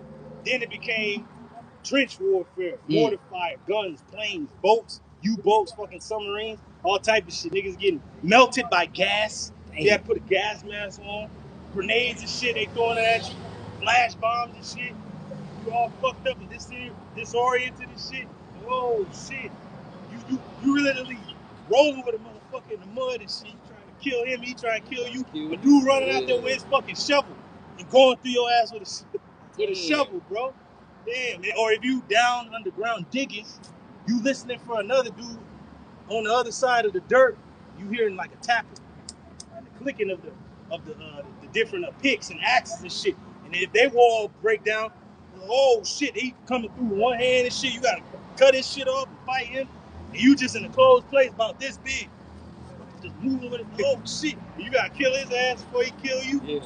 And then you gotta remain quiet. Like, keep moving so the more won't hear you. Like, damn. It was hell underground, on the ground, in the sky. Yeah. Hell every goddamn place. No escape. Go ahead. It says, but this shall be with burning and fuel of fire. But this, World War III ultimately, is going to be with burning and fuel of fire. The end of the war is going to be a nuclear holocaust. But the elect is going to be saved out of that. That's it, bro. Everybody else is going to meet their end. Especially if you on the shores of America, you will be melted. You will be destroyed. Go ahead, up. That's it. That was it on that. Let's go back to Revelation 9. Yep. Revelation 9 and 3, and it reads, and there came out of the smoke locusts upon the earth. Out of the smoke, locusts. What is that a representation of? The World War I planes. If you look up World War I dogfighters and shit right now, look at it from the side and look at a locust side by side with shit, look just like that. And then when the locusts fly, they was flapping. That's how the planes was fucking sound. You could hear it because there was no engine, like a cover to cover the engine from making the noise. You just hear it rattling. A woman invented that El Dorado Jones or something like that. She invented like the covering of that muffler for the planes but she didn't invent it until 1919. That was after the war was already over. So for the next World War, they had that for the planes, so you can't hear them diving in and shit like that. So, but in the First World War, you can hear the fucking planes flying. It was loud as hell, like, yeah. You see them up in there dog fighting. Like, oh, okay. And when they came crashing down, get out of the way. You're gonna be through. Read it up. Reading on, it says, Out of the smoke came locusts. Now let's get the planes. All right. Read that part. Yeah. Go ahead. It's Revelation 9 and 3, and it reads, and there came out of the smoke locusts upon the earth, and unto them was given power, as the scorpions of the earth have power. Now the scorpions had power in their tails. So they had the gunners at the back of those planes. Read that part again. Right, this is Revelation 9 and 3, the latter part. It reads, and unto them was given power, as the scorpions on the earth have power. Woo. Now the scorpions have power not only in the tails, but in the pinches, the claws. They can grab you, put you in line, and now strike. That's how the dog fighters was. Once they had you in their sights, you had the bullets going from both sides. That gunner could fucking take you out. So there'd be a gun right in the middle or on the side. Or on the sides, but it'd be mainly the one like right in the middle for the pilot himself to get fucking get your ass. And it would be a tail gunner too, because a lot of the First World War planes, the first ones they built only had one cockpit for the pilot. But then as the war progressed, they had two. One guy in the front, one in the back. So that's it. But let me get this information on the planes, those locusts. Ain't no damn real locusts like sail and shit. Sucking niggas up like the sail saga and shit. And getting power. Now this is page 116. Does that not look like a locust right there? The cavalry of the cloud. That's a locust in World War I right there that came out of the smoke. Got it out? Yeah, perfect. Got it. They make that noise when they fight the locusts, when they whip them loud. That's like, just like this Yep, it said the cavalry of the clouds. It says war in the air, 1914 to 1915. And then it just advanced. After that, the Red Baron, all these dudes came out. It says at the start of the war, airships and early planes are peripheral to the main military action. As trench warfare develops, both sides recognize that aircraft are essential for gathering information about their opponent's movements. Because originally it was just scouting planes, but then they recon. But they became war planes, fighters. It says both sides built bigger planes that can carry large quantities of explosives to drop on strategic targets. It says aircraft become ever more powerful weapons of war. It says once planes become armed, they can attack enemy aircraft as well as scout and drop small bombs. So that's what the planes became. There you go. Now read that little warning out. It says, let me show that on the camera. Because got the What you showing out the boys on. Right? Yeah. A lot of the children that was hearing about the war at home became infatuated with the fighters and stuff. I want to fly. So that one in the front is a German fighter right there. See how it looks like a bird? Yeah, kind. And then you got the Royal Air Force right behind with one gunner in the front and the guy in the back flying. And then you got that's a German fighter right there. There you go. Perfect. German fighter right there. And then right here it says public warning. There you go. Public warning. It says the German and British. So they had to let the people know we have airships too, but you got to know what the ones that are ours and the ones that's theirs. When you see theirs, get the fuck out of the way. Yeah. Or you're going to get fucked up. Food. Run your food, yeah. It says German airships and British airships. It said they called them aeroplanes. Not airplanes, aeroplanes. Aerodynamics, right? So it shows you the different fighters. It says the public are advised to familiarize themselves with the appearance of British and German airships and aeroplanes so that they may not be alarmed by British aircraft and may take shelter if German aircraft appear. Should hostile aircraft be seen, take shelter immediately in the nearest available house, preferably in the basement, and remain there until the aircraft have left the vicinity. Do not stand about in crowds. Do not touch unexploded bombs. In the event of hostile aircraft being seen in country districts, the nearest naval, military, or police authority should, if possible, be advised immediately by telephone of the time of appearance, the direction of flight, and whether the aircraft is an airship or an aeroplane. So that was just the locusts that came out of the smoke. And then they even warned the people, you see it, get the fuck out of it. And that's why the Red Baron was like, I don't want them to be surprised. He wanted them to know that it was him. They called it the Red Baron and shit. He shot down 80 fucking planes throughout the course of the war and made him the top ace. You know? So he was the ace of the war. Keep going, huh? It's Revelation 9 and 4. It reads, and it was commanded them that they should not hurt the grass on the earth. Now, actual locusts, real locusts actually go for greenery. Yeah. They eat grass and leaves and shit. The Lord is literally telling John, these ain't locusts like you know. These are locusts for war. These are planes. These are different. This is the technology I'm going to introduce into the world in this fashion. But they look like locusts. So they're not going to do what locusts do. They're going to do what I command them to do. And you're going to know they're not regular locusts because of how the Lord explains it to John the Revelator. Go ahead, huh? Neither any green thing, neither any tree, but only those men which have not the seal of Yahweh Shem Yahushua in their forehead. So they're supposed to eat these men. How they gonna eat them? With the bullets. Yep. Those known as the lion's teeth. Or those gonna chop them down, Red. Gonna eat the dead. Gonna be bullets ripping through your ass. Go ahead, huh?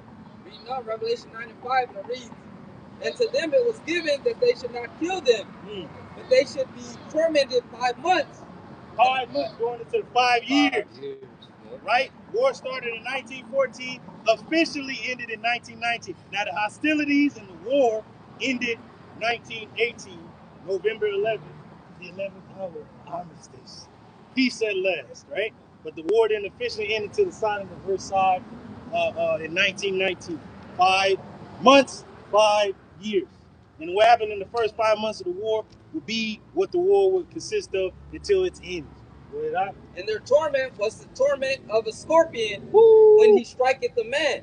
Torment of a scorpion when he striketh a man, because a scorpion can get you with his pinchers, its hands, and grab you, and then it'll strike you with the tail. Yep. That's what the planes did. They had the gunners on both sides of the wings, and they had the tailer in the back to get you, or right in the middle. Because the scorpion puts his tail in front, the strikes. So they had the gunners in the front, get at him. Go and get at him. Read up Revelation 9 and 6, and read that and in those days shall men seek death. Oh man, they sought it out, bro. They saw it out there. And you gotta remember when they was in the medical tents, they didn't have anesthesia and all that shit, bro. They had to get that log through their teeth right down. They might get a nigga some whiskey and the bones and they get that bones and cut the motherfucking shit off right then and there. Like, not my leg, no, not the leg. They cut that shit off. Fuck, man. Yeah. Hey, remember, on Quiet on the Western Front, the dude was like, hey, man, hey, look at him. He's dead. He's dead. Hey, you even look at him. He's dead. He's dead. He's like, bullet right through the liver, killed him instantly. The dude see so much dead, he already knew. Yeah, he's dead. He's dead. Yeah. I mean, you check it to look at him. He's dead. And then a lot of men that actually did die, they like, you lucky son of a bitch. That he was already dead. Everybody else that survived the shit, it's all fucked up. All fucked up. Heinrich, motherfucker dead. He's just like this here. Heinrich, he gets shot. He out. So you want death. And then especially if you're in a plane, you fell somewhere, you just out in the field somewhere, nobody knew where you was at. You was out there, you know? And then if you was in the ship and a fucking U-boat sunk your ass, you was out floating in the water somewhere. You had GPS. Nah, you was just out there, bro. You gotta find the nearest town, especially if you landed somewhere and like the enemy's fucking soldiers took you out the plane. Shit, you on fire and shit. You fucking stabbing a nigga. Shit, you trying to fight. It was crazy, bro. You didn't know who to trust. Oh, that's when they started the espionage because you didn't know who the fuck to trust. They was throwing people in internment camps back then. The Germans started putting people from England and the UK in internment camps and vice versa. German citizens in the UK, they was throwing them in internment camps. Like, you can't trust these motherfuckers. Put them in a camp until we know that they ain't agents for the fucking crime. Reading on, and shall not find it, and shall desire to die, and death shall flee from them. They shall desire to die. Motherfuckers walking out in the battle and shit, bullets missing this nigga. Remember they said if they didn't have the spirit of the Lord on them, there ain't nothing touching them. Man. Fuck out, man. Remember on Last Samurai, he's like, shoot me. Damn it. The motherfuckers reloaded, shit kept missing the nigga. Like, damn, that's how it was.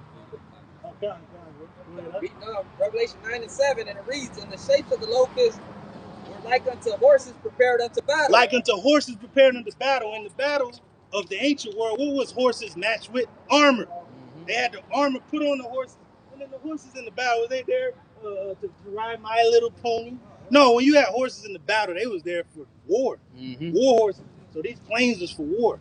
When they first constructed them, they were for reconnaissance. Then they became war planes to destroy the enemy in those trenches and wherever they could go find, they destroy those places. They bombed London with the Zeppelins, and they start bombing them with these planes that they turn into bombers and shit like that. And on their heads were and on their heads were as it were crowns like gold. Crowns like gold, those helmets. Those helmets. Those brass helmets with fucking spikes that the Germans had. The French had them too, but they were blue. The British and the Allies, they had them, but they were like golden and silver. Like piccolo, yep. Yeah. They had those helmets, looked like they were crowns. The helmets of war that they was wearing in the battle. You know that? And their faces were the faces of men. Faces of men, because you can see the pilots flying. They were flying so low you can see their faces. Right? Because they had to fly low for reconnaissance missions. Good up. Verse 8.